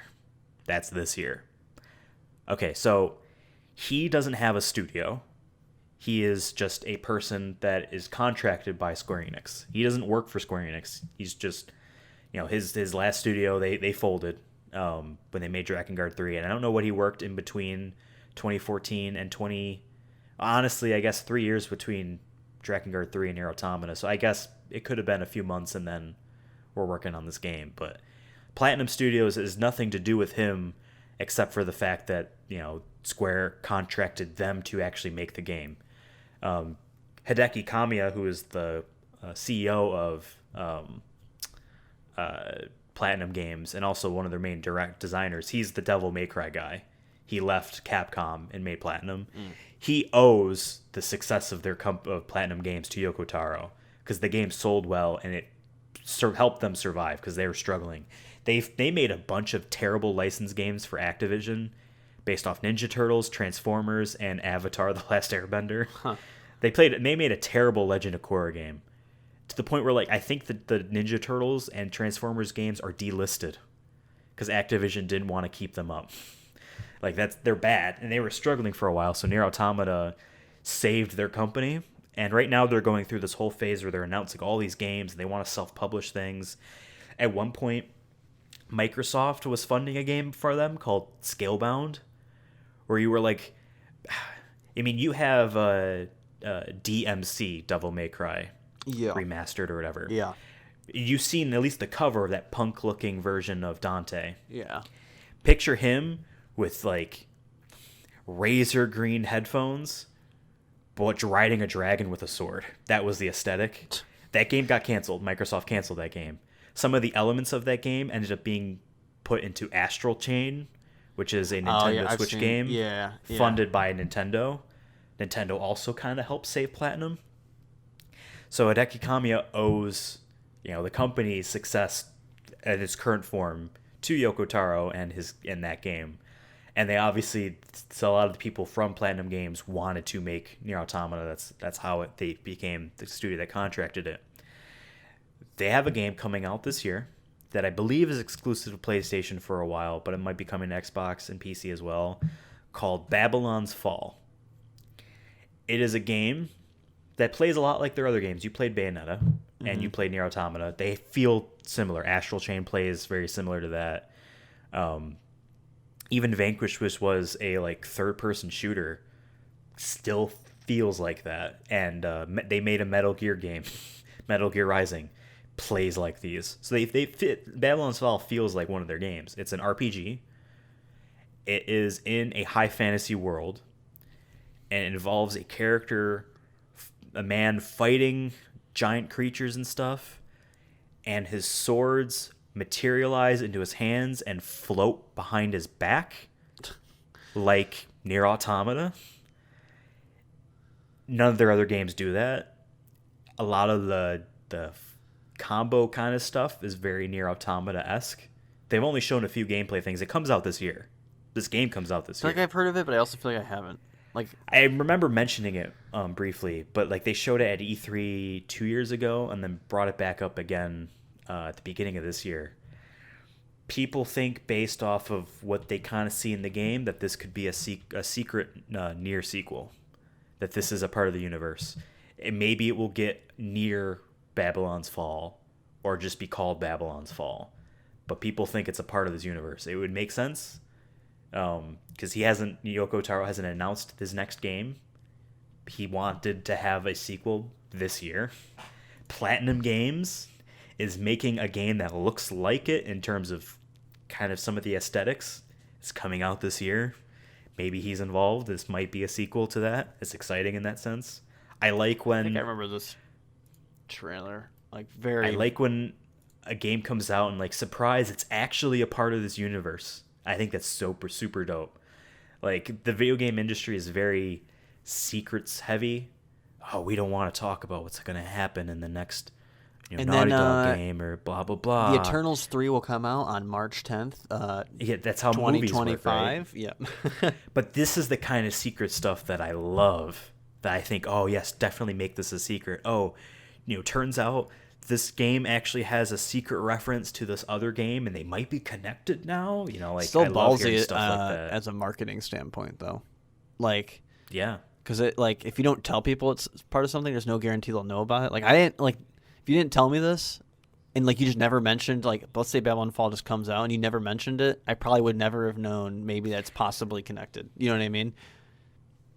Well, you would have heard from me if it did end up being real. Be like, oh my god, wait, I hear No, this game I'm just is a saying sequel to generally, NieR, like, you know if what you I mean? like actively just didn't tell me. But I think that's wouldn't kind of have- what they're going for. If this is the case, would be like, But that was that any different surprise. than NieR Automata? How many people knew what NieR was playing this Yeah. game? Of the I remember 4 seeing million the trailer copies for they NieR sold, Automata. 4 million copies they sold, how many of them actually played NieR or knew? I would say 500,000 have tried it in post after the game came out. Like, I never heard of NieR prior to. I heard of it referencing Square Enix music and heard that it was bad. I saw the original trailer for NieR Automata. I think it was literally just called NieR Sequel at the time. And I'm like, okay, there's a white-haired girl, and she's in a forest. She's got a sword, and she's kind of dressed kind of funny. I heard the first game had a really good music. That's all I walked away from that trailer, being like, I don't even really remember. I never saw the trailer again since. That's just kind of what I remember. Oh, white-haired girl. She's got a sword. Cool. I knew nothing about it. So Babylon's Fall was kind of a similar trailer of like, okay, cool. Oh, and by the way, I forgot the other big thing. Square Enix is publishing Babylon's Fall. That's one thing I forgot to say. So this is a game that's owned by Square Enix, made by Platinum Games, coming out in the year that Yoko Taro said he wanted to have a sequel out, and it looks like it plays like NieR Automata, minus the shooting, unless, they could just have been hiding that in the trailer. Yeah. Like, all the pieces are there, that it's almost going to be disappointing if they're like, no, this is just a game we're making. You know what I mean? Fans will be disappointed in that sense, but I don't know. I guess this is a good discussion we can have now. Let's assume that that's not the next game. What do you see? So first off, the word NieR is French. It's the verb to deny. So if you look at the original game, to deny replicant, to deny gestalt, kind of the tragic, oh, they're not going to be reunited. to deny automata, I guess, is to deny acknowledging yourself as a thing, maybe. So that's what NieR Yeah. means. Because he's been asked in interviews, what is NieR? And he said, oh, I don't know. Something weird, probably. Like, he doesn't want to give straight answers. But it is the French verb to deny. But putting that aside, and obviously you played NieR Automata and you've seen enough of the original NieR to know that he likes tragedy. He likes Yeah. unfortunate circumstances. He likes making a story that starts with the sad parts. And he writes backwards in that sense. What do you think a new NieR game would be? I would like it as much as I like the characters. And I'm I think okay. it assumes has to be in the same universe. I don't think it can be I'm okay with it being in the same universe. I just I think I'd be more okay if they just didn't touch on the other characters and they just make it this is a whole different storyline that maybe loosely connects to other things, kind of like how the second game connects to the first game. I would be okay. I don't know what. It's so hard. Like since I didn't play the first NieR, it's so hard to tell. Like what could they do differently? You know what I mean? I would hope it'd be something different. Give me something else that's cool. Like this world is cool, but give me something else. I don't need like a direct sequel at all. I would prefer actually it not be a direct sequel. I would love a direct sequel. I'm just not expecting it, and I've come to terms with being fine with not getting one. I don't know, I think just new characters would be cool. Yeah, I don't know, but what I think subject do you want to like? I don't. That's the thing is like I don't even know. So what has really, he done? because He's done like self-will and. I mean, that's kind of from what I'm gathering. It's kind of the. One of the cool things about NieR Automata is it didn't do the classic Android story of like, am I a person? Am I not? No, that is the assumed backdrop of all of these other types of decisions and conversations we want to have of like, are we fighting for ourselves, for God, for a cause, for other people? What happens when we lose? Is there like this is existential horror. It's not about am I real or not. It's like why am I here? Why am I still here? Why am I suffering? Like it's a game about suffering. Like all it is. No, there's the happiest ending in this game, I think, is the first ending. When like she thinks he's dead, but he's actually alive, and then that's it. That's the happiest ending. And it's only like a halfway point. These games are sad.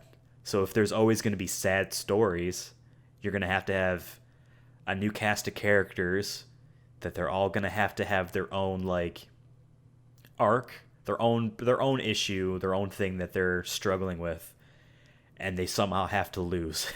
And Yeah. that's it, But where would you place it?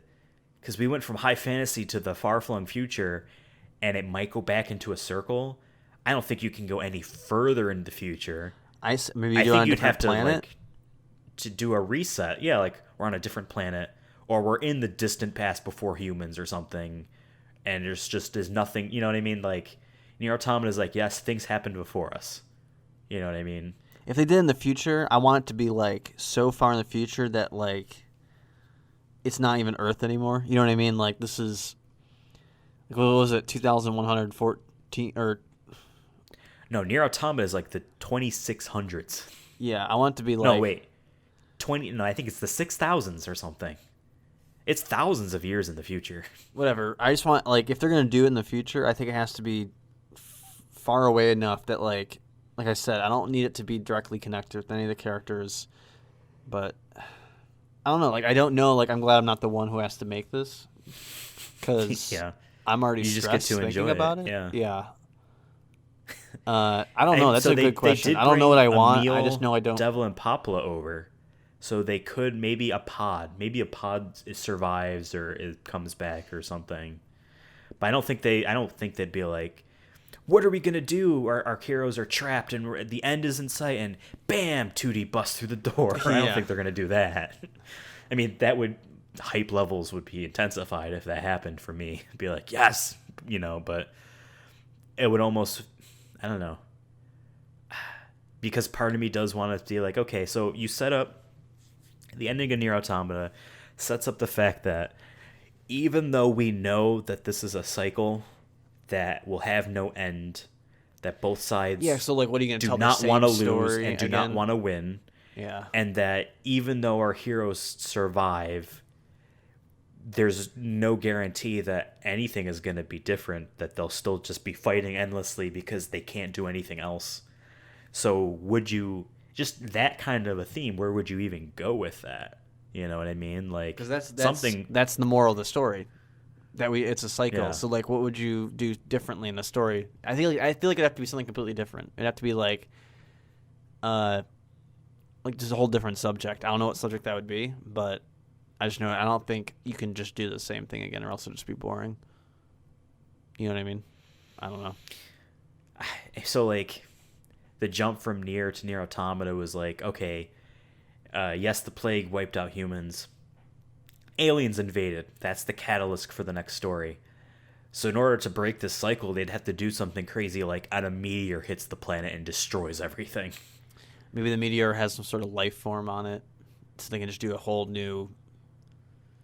Start from scratch. Yeah. But you would want to have it connected to the universe enough. That's what people Maybe like some of about the this franchise. after it hits Earth, there's some pieces from the past that you can just find that are like, oh, haha. Or maybe, so like that rocket, because it's nebulous. I don't know if that's the term I want to use. Whether or not the rocket it actually launches or not, because there's the A2 ending, which she destroys it, the 9S ending where it launches, but then there's the real ending, which doesn't show if either of them happened. I think the fan canon is that it does launch, because people think it went to the past, and that's how it kicks off Drakengard stuff. Maybe all that magic stuff is actually the advanced science stuff, but it is just so advanced, it is like magic. But like, okay, so there's that, and that has human history, android history, robot history on it. Let's say it leaves into space, it doesn't go in the past. Asteroid hits the planet, wipes everything out, and the rocket somehow comes back. So like all that stuff can still be influencing in this new world, maybe. Yeah, I mean, something like that. It all depends. Like, what does he want to tell? I want to rewatch the trailer to Babylon's Fall because I haven't seen it since the initial rumors were that this is a NieR game. So, because when that trailer first came out, I'm like, oh, it's cool. It's another Platinum, fighting or not fighting game, but like action game, and it's published by Square. I love Square, so like, sure, I'll put my brain on snooze for this, and when it comes out, if reviews are good, I'll buy it. But now that I get the sense that it's like potentially a NieR game, because let's say you're Square Enix right now at NieR Automata. Let's say it's 6 months after the game comes out, and you announce, hey, this game sold 2 million copies, way more than we expected. This is a phenomenal like victory for us. We will make more games in this franchise. Wouldn't you immediately be like, all right, so Platinum, do you want to make another game for us like this? I would think you would be like, let's just do the thing the people like this game for a reason. The business brain says, yeah, we need it. We did not expect this game to blow up, so we were not expecting the elements that made this game to make it a success. Let's just do it again, because clearly it worked. Literally, that's like the Warzone Awards, dude. Like, it was successful enough, even though it wasn't that great at first. And we did it. But we just liked making it. But also like make it. But I'm saying, like, if let's say we did it and it, like, no one watched, everyone says it was trash, You'd do something different. we probably would have done something different. You know what I mean? So Yeah. I feel like Yeah. the business side says yes. Maybe not the creative side as much. Maybe because you're like, I told the story I wanted to tell. You know what I mean? But the business side usually talks louder and gets its way. So that's And the but that fans is are more than happy to have the business side win in yeah this sense. yeah. So like that's now always goes back to my stress of like I get so stressed of things I like. And I'm like I don't know if I want more of the thing I like, even though I like it, just because I'm worried it'll be bad. I think Yoko Taro is savvy enough, based off the kind of works he's made, to, if he's put in a situation where he doesn't really know what to do next, he'll nuke the story. He'll have it set up and he'll nuke it and be like, oh, I gave you something that you actually didn't want, but it's a story I wanted to tell, and so you're not getting any more. This is my out. I think he would smartly find a way to get out of it. I don't know. Yeah. I don't really know how enthused is he after the success of this. He is such a weird, enigmatic. I'm trying to think of like if I fellow. made something that I thought was really cool, didn't expect it to do well though, and it did well. Like what would I do after that? Because would again, I be, none of the games would he's I be made on before board? sold well, and they were all terrible. Yeah. So yeah, like you said, like it's almost like a one-hit wonder kind of thing where you're like, shit, I got to put out a remix. You know what I mean? Or I got to do another pop single. some of the decisions he made, people ask deep questions about, and he's just like, I don't know. Like people asked him like, oh, so yeah, so like, all of the main fighters are women. What was your thinking on that? And like in the fashion, and he's like, oh, I like girls. That's his answer. So unless he didn't want to say, and but he is also such a weirdo that, like, oh yeah, I mean, if you're making your dream game, you are going to put your all into it, but it's also not going to be like, now everything he makes in the sequel has to have thought into it. NieR Automata might not have necessarily needed it. That's true too. That like now people have higher expectations, and also you're like, well, maybe I do. Everything needs meaning. Yeah, Star Wars. Literally, the first Star Wars movie. Going back to Star Wars, like Star Wars was never meant to be this trilogy. Really, I mean, it was George Lucas wanted to make a kids wizard but science fiction movie. Yeah, and then he made terrible prequels, and like it's brought back. Our drama with Star Wars is brought back into the movies themselves. The first line in Force Awakens is, "This will begin to make things right." It's acknowledging the fact that Star Wars has been bad, and now we're about to make things right again. We're about to return it, And then they failed. So like, those first two movies are good, and I don't think you can have Last Jedi without Force Awakens. I know you don't really care for Force Awakens all that much anymore. Not to say that you flip-flopped or anything. No, but yeah, I thought that was okay. I think the pairing of the two of them is perfect, because while Last Jedi is nowhere near anything like postmodernism, you need the thing people wanted set up so that you can ask the questions of, why did you want this? Like you need to be asking, why are we making these changes? Why are you upset? Postmodernism is literally having the viewer of the art ask why they're confused, disappointed, upset. It's about asking these questions more than just being like, we're not doing the thing, we're doing something else, Yeah. And you can't have Last Jedi without Force Awakens in that sense. It's just disappointing that they didn't go. I'm always about like doing something different.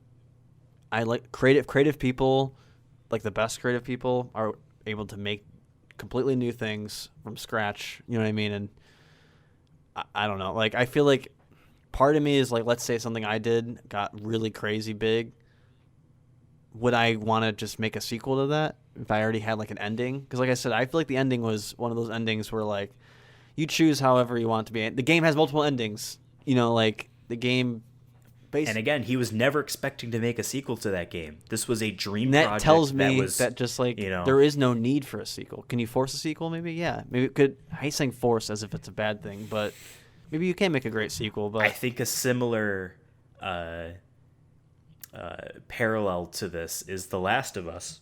They did not plan on making a sequel at all. There's part of me that's wondering if we could think of a good story, then maybe we'll make a sequel. And apparently they thought of a good story. So that's why they're making a sequel to The Last of Us. But that was a game where everyone walked away being like, I don't need a sequel to this. I'm actually happy after with I finished my one it, playthrough, okay. and that's it. Yeah, like... Yeah.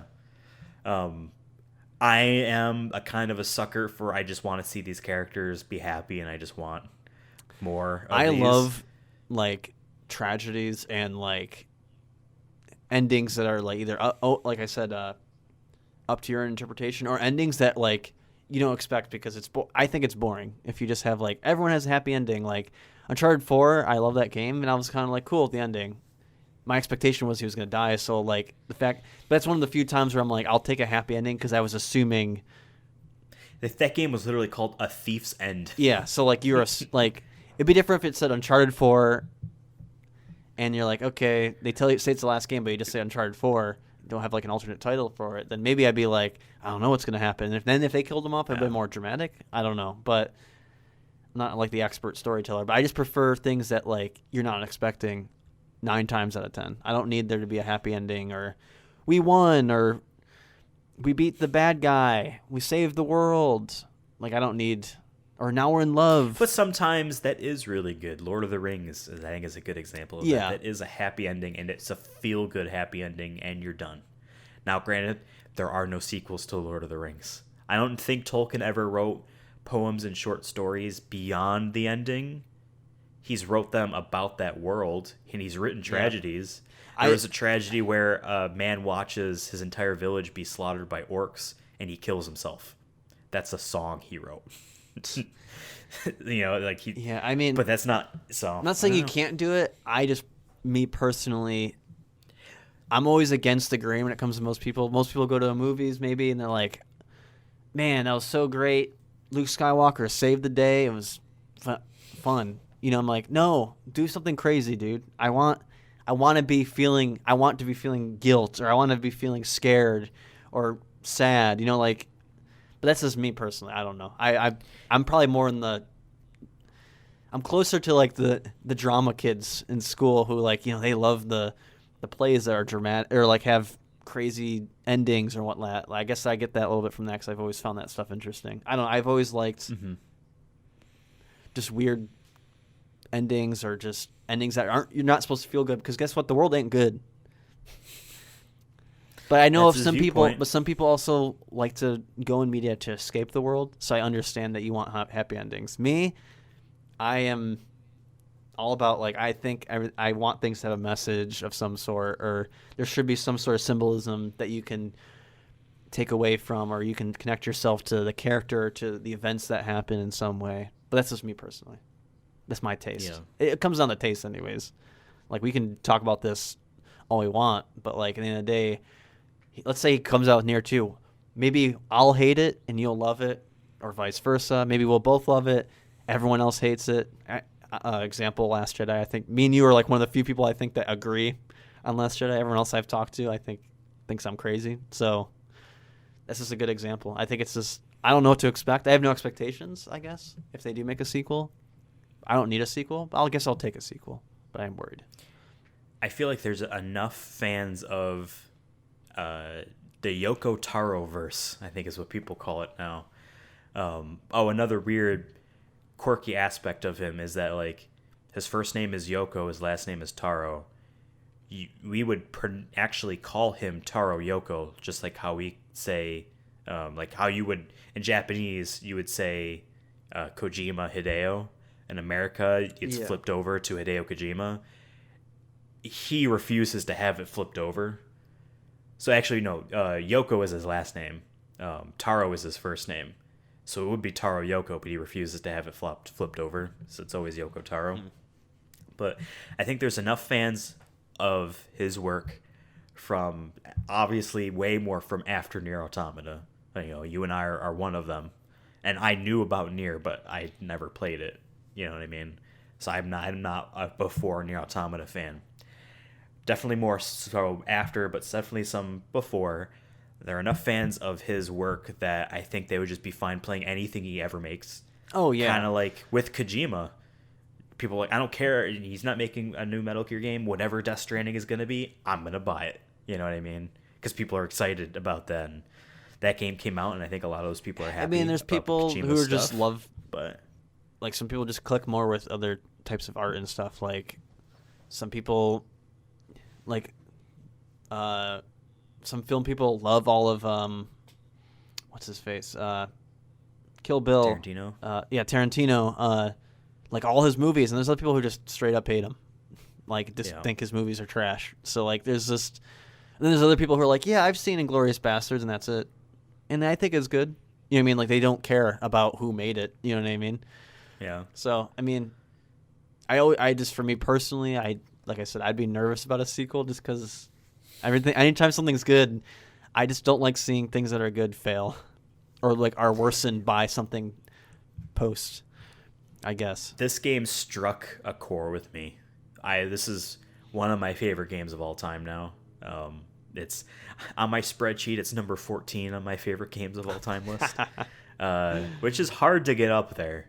A lot of the stuff in my top 15, especially top 10, I don't think will ever budge because they're just ingrained in there.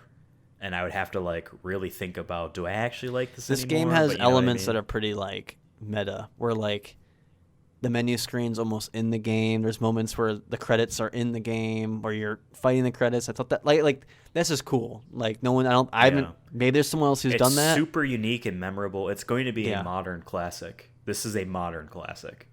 You know, it's not a sequel to something. It is a sequel to something, but It like doesn't like matter. it also isn't. Yeah. And it had no relevance before this sequel, really. So it might as well be a new thing. It's a modern classic. And obviously it's going to sell a whole lot. I cried like crazy several times throughout this game. Really. Oh yeah. Oh man. Every I know. time someone died, We've essentially. gone over it before. I just can't. I have. So you didn't cry at all during this game? No.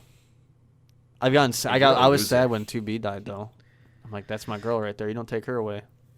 But you did. Yeah, But you I did sad get. when she But that's died. what I like about the game. You killed off a character that I liked. You Yeah. got me attached to it, and then you take it away. I love it. Yeah. I love seeing people get upset. That's what I love about Game of Thrones. Yeah. That's one of the reasons I liked Game of Thrones. 'Cause it killed characters off. You're like, what the? Like that's crazy to me. I just love things when you don't expect them to happen. Give me new shit. Exactly. You and I agree on that. One common core thing in storytelling. Give me It's something exciting. different. Yeah. If I were to ever make video games, movies, whatever, surprise and delight would be like my motto. Like I want the hype moments of like, and Thor's hammer flies to Captain America and he's kicking Thanos', like that's a surprise and delight. Yeah. And then there's Thanos' Thanos' head was cut off. Like, remember we're like, what the? Wow. Yeah, that early on Like, everyone thought not that, even oh, 15 minutes in. Like we thought it was gonna be this epic battle. Them trying to come back to like, no, they should have just went and fucked him But up. then I also like when they kill Solid Snake in Metal Gear Solid 2 after an hour of the game. He's not actually dead, but they're like, no, he's dead now. It's like, what the fuck? You killed off our guy an hour into the game. What the hell? Fuck what you thought. You know exactly. exactly. But there's a way to do it though too. I don't That know. feels I don't earned. know what the recipe is.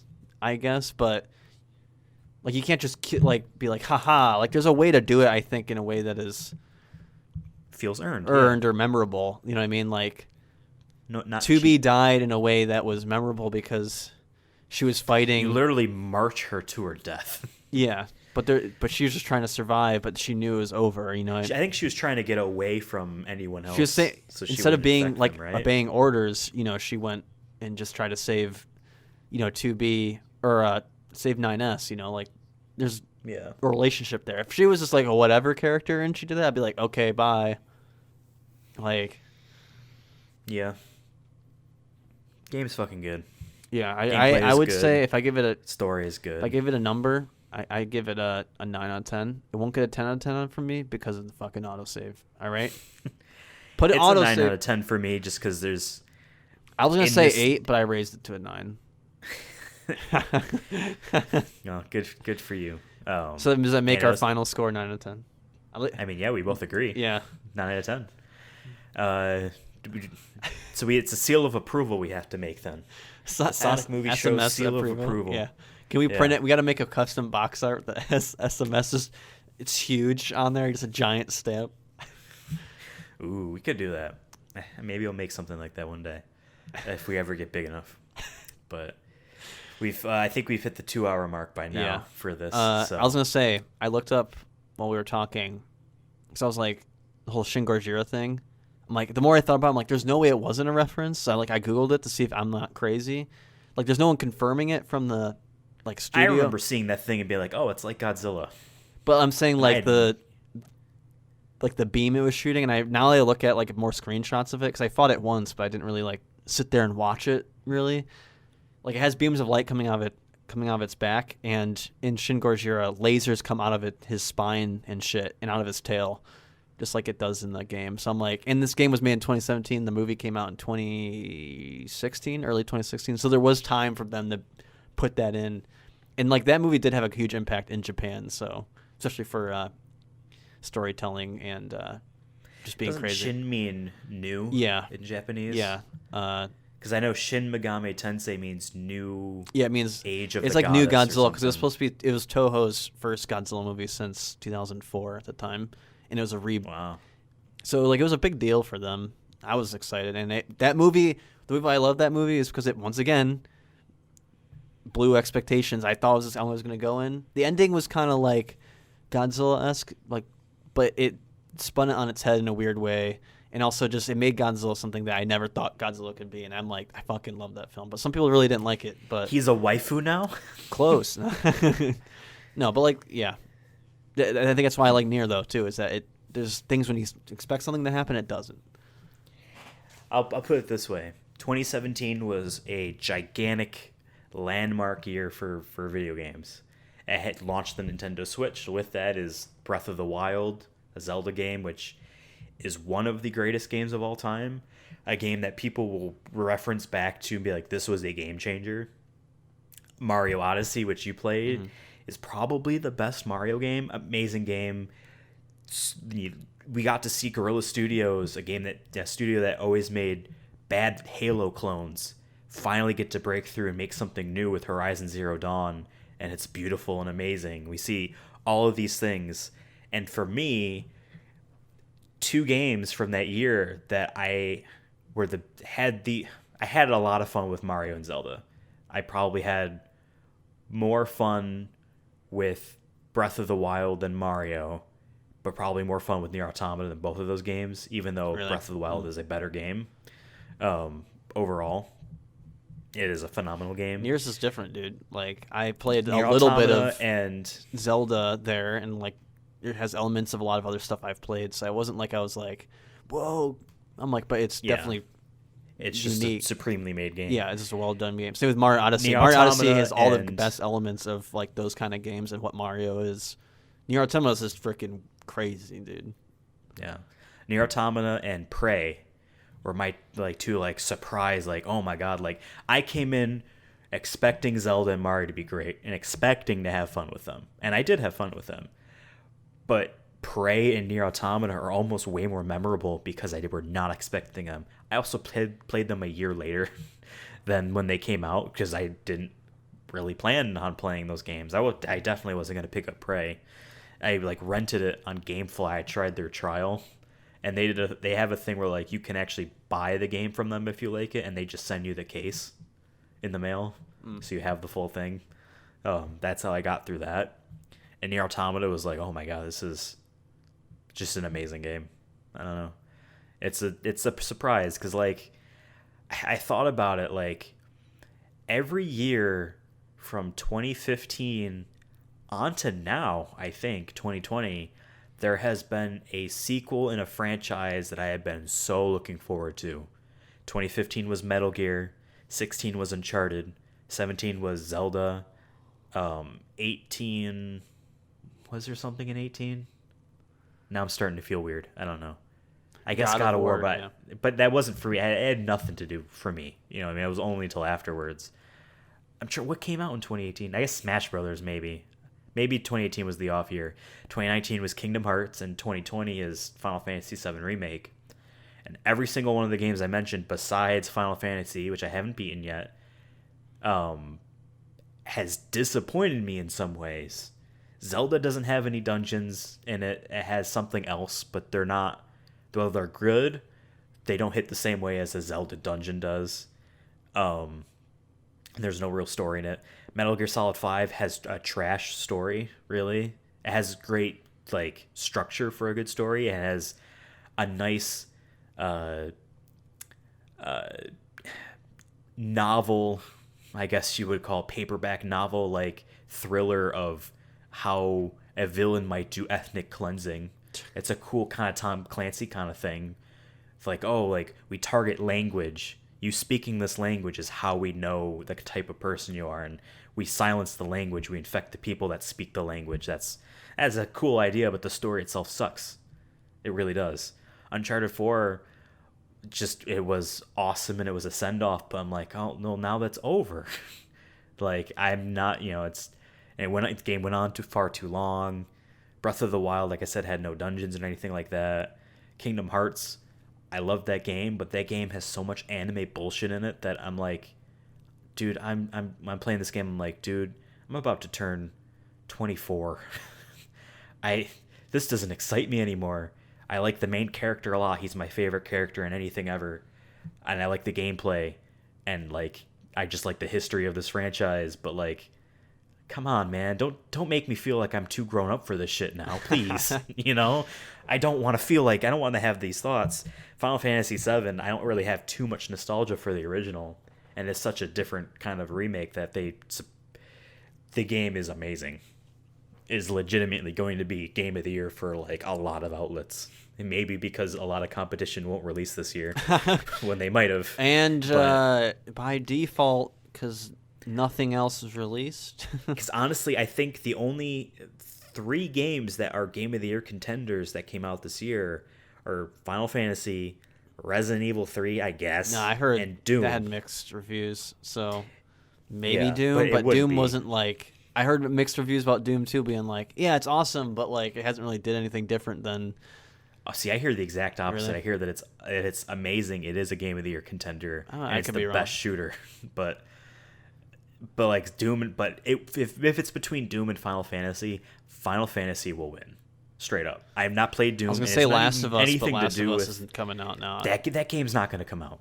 Ghost of Tsushima, maybe it'll win some things, but we're talking about video games. Yeah, Like, whatever. Not we NieR should just- Automata. We should just. Babylon's Fall is supposed to come out this year. Will it? Will COVID-19 delay it? Who knows? I hope that's a NieR game. Like I really do. I at least if it's not a NieR game, I hope it's a Yoko Taro game. I guess that's all I really want as Yoko Taro to be making things. He's my new Kojima. He's the new. Because like I said, he's the- Metal Gear Solid 5 disappointed me in ways I thought Death Kojima Stranding wouldn't. was kind of just. I never finished that. I just feel like I'm like, ugh. I want to play it just for the story, but I'm like, I might just watch it on YouTube. Of just like at this point, Kojima really likes making his games slow as fuck. I think I told you. I don't got time. As soon as I saw time, dude. the part in the game where you can take a shower and they don't let you skip it, and it's mandatory to do these in instances, I know by hour 30 I'm going to be sick and tired of watching him shower. Just like how in Metal Gear Solid 5, I'm sick and tired of waiting for the helicopter, getting in the helicopter, waiting for the helicopter to leave the map, watching the helicopter in the inside, watching Snake. The camera spins around. I just see his perspective from inside the helicopter. Then we see Mother Base. Then the helicopter lands. Now I get to select the next mission. I get back in the helicopter. I don't understand why anyone on Kojima Productions wasn't like, dude, we need a way of speeding this up. They put on all of the landing zones where the helicopters can land, they put flowers and stuff for you to pick up because they know you're going to be bored waiting for it to get to you. It's Kojima has un-Kojima'd me the more he gets ambitious. And that's why Yoko Taro maybe we need someone Maybe he's to gonna test be the in his waters. prime. Maybe he's the vessel we didn't know we needed to be like, can we create storytelling? Can we make it? Where's realism? Like there's some games that call themselves realistic, and I'm like, are they realistic? Maybe that's realistic. You're fucking waiting, dude. You gotta wait for that helicopter to get here. Yeah, that's not fun. Yeah, but maybe someone's into it. You know what I mean? Red Dead Redemption 2 is not a fun game, but everyone respects it. But it's not fun. No one says that game, people are going to say it's fun, and I'm glad that they're having fun. But the fun to them is appreciating it. Not necessarily and I'm jumping through and I'm doing a backflip off this wall and I collect the coins and now I throw my hat at this Goomba. You know what I mean? Mario is fun because it's fucking fun. Red Dead is fun to see and kind of appreciate how much work it went into. I don't know. I want Yoko Taro to make a new game and have it not be what I expect, but have me be like, damn, I wanted this and I didn't even know it again. That's the best feeling, dude. I want him to Steve Jobs it. Steve Jobs. You want him to die. Wow. Well, no, that was Steve Jobs' thing. It's I'm going to tell you what you want. And he damn well did. He damn well did. I know you don't want a US or a dongle to listen to music. Oh, I know you don't want to charge your phone and be able to listen to music at the same time. That has nothing to do with him. He was dead for years before that. The last phone he had any influence on was the iPhone 5. He died the year before that phone, though. Well, just like death, NieR Automata had a lot of it. And death isn't ending. So we're going to end this show now. This has been the Sonic Movie Show, a show we do every Sunday on various podcast platforms like iTunes, Google Play, Spotify, the works. Search us, and you'll find some way to find us. We're also on YouTube. If you like the show, which I assume you sat through this whole thing because you liked it, thank you very much. Why don't you give us a review on iTunes, a 5-star rating maybe even. Like us on that YouTube channel. Write in any comment field. Wow, if 5 there stars. Are any. Wow, 5 stars. I think the only place that we have our podcast where you can write anything is iTunes reviews and even on YouTube comments. We're on YouTube. So, wow, 5 stars. I want to know. I want to see more Automata heads out there. Let me know. Let us know really what you think of this game. Are there things that we didn't think about story wise, or And then maybe we didn't part touch of you, upon a lot of little. Maybe tiny there's someone things who in listened to game. this or like, you're talking about movies for the longest time. Why this? Because we can. Because no one's Because here we to have stop self-will. us. Like the game. No one's here to stop us. The game. No one's here The at game all. was telling really. us to do what we want to do. And Exactly. guess what? We did. And you're And listening. yeah, we're probably to it. going to do more of these game type stuff. Especially if we're probably gonna nothing do is one for Final happening. Fantasy. Especially if nothing. Oh yeah, is... we're a movie news podcast and no movies are coming out. Yay.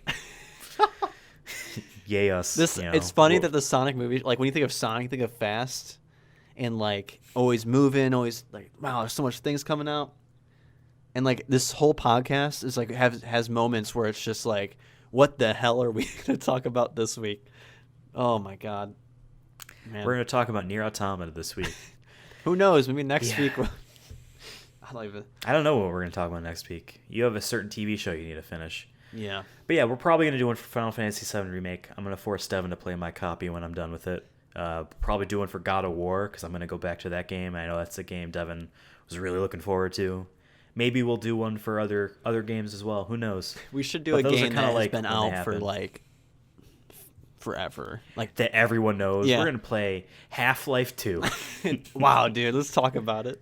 Yeah. We both did play that game, so Yeah. I guess we could. But yeah, so we're going to do more of those every now and then. No commitments. We actually got to play games for that to happen. Tell us what you liked about NieR Automata. Tell us what you want in a sequel.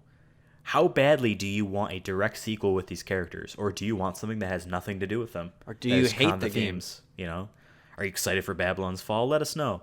And you can let us know directly on Twitter. The show can be reached at Sonic Movie Show. I'm on Twitter at Ethan Absolutely. Devin was on Twitter at Cursona YouTube. That's Cursona YouTube. Was and still is. You said Who knows? You said was. That's funny. Well, because I'm deleting my account I after was this. Ethan, you were Devin, because the show is ending. Mm. That's why I said was. So give us a follow. Tell us what you liked about this game, because you obviously liked it if you listened through this whole thing. And yeah, signing off. How do the pods sign off? Ready? I have a quote to sign us off. Ready? It always ends like this.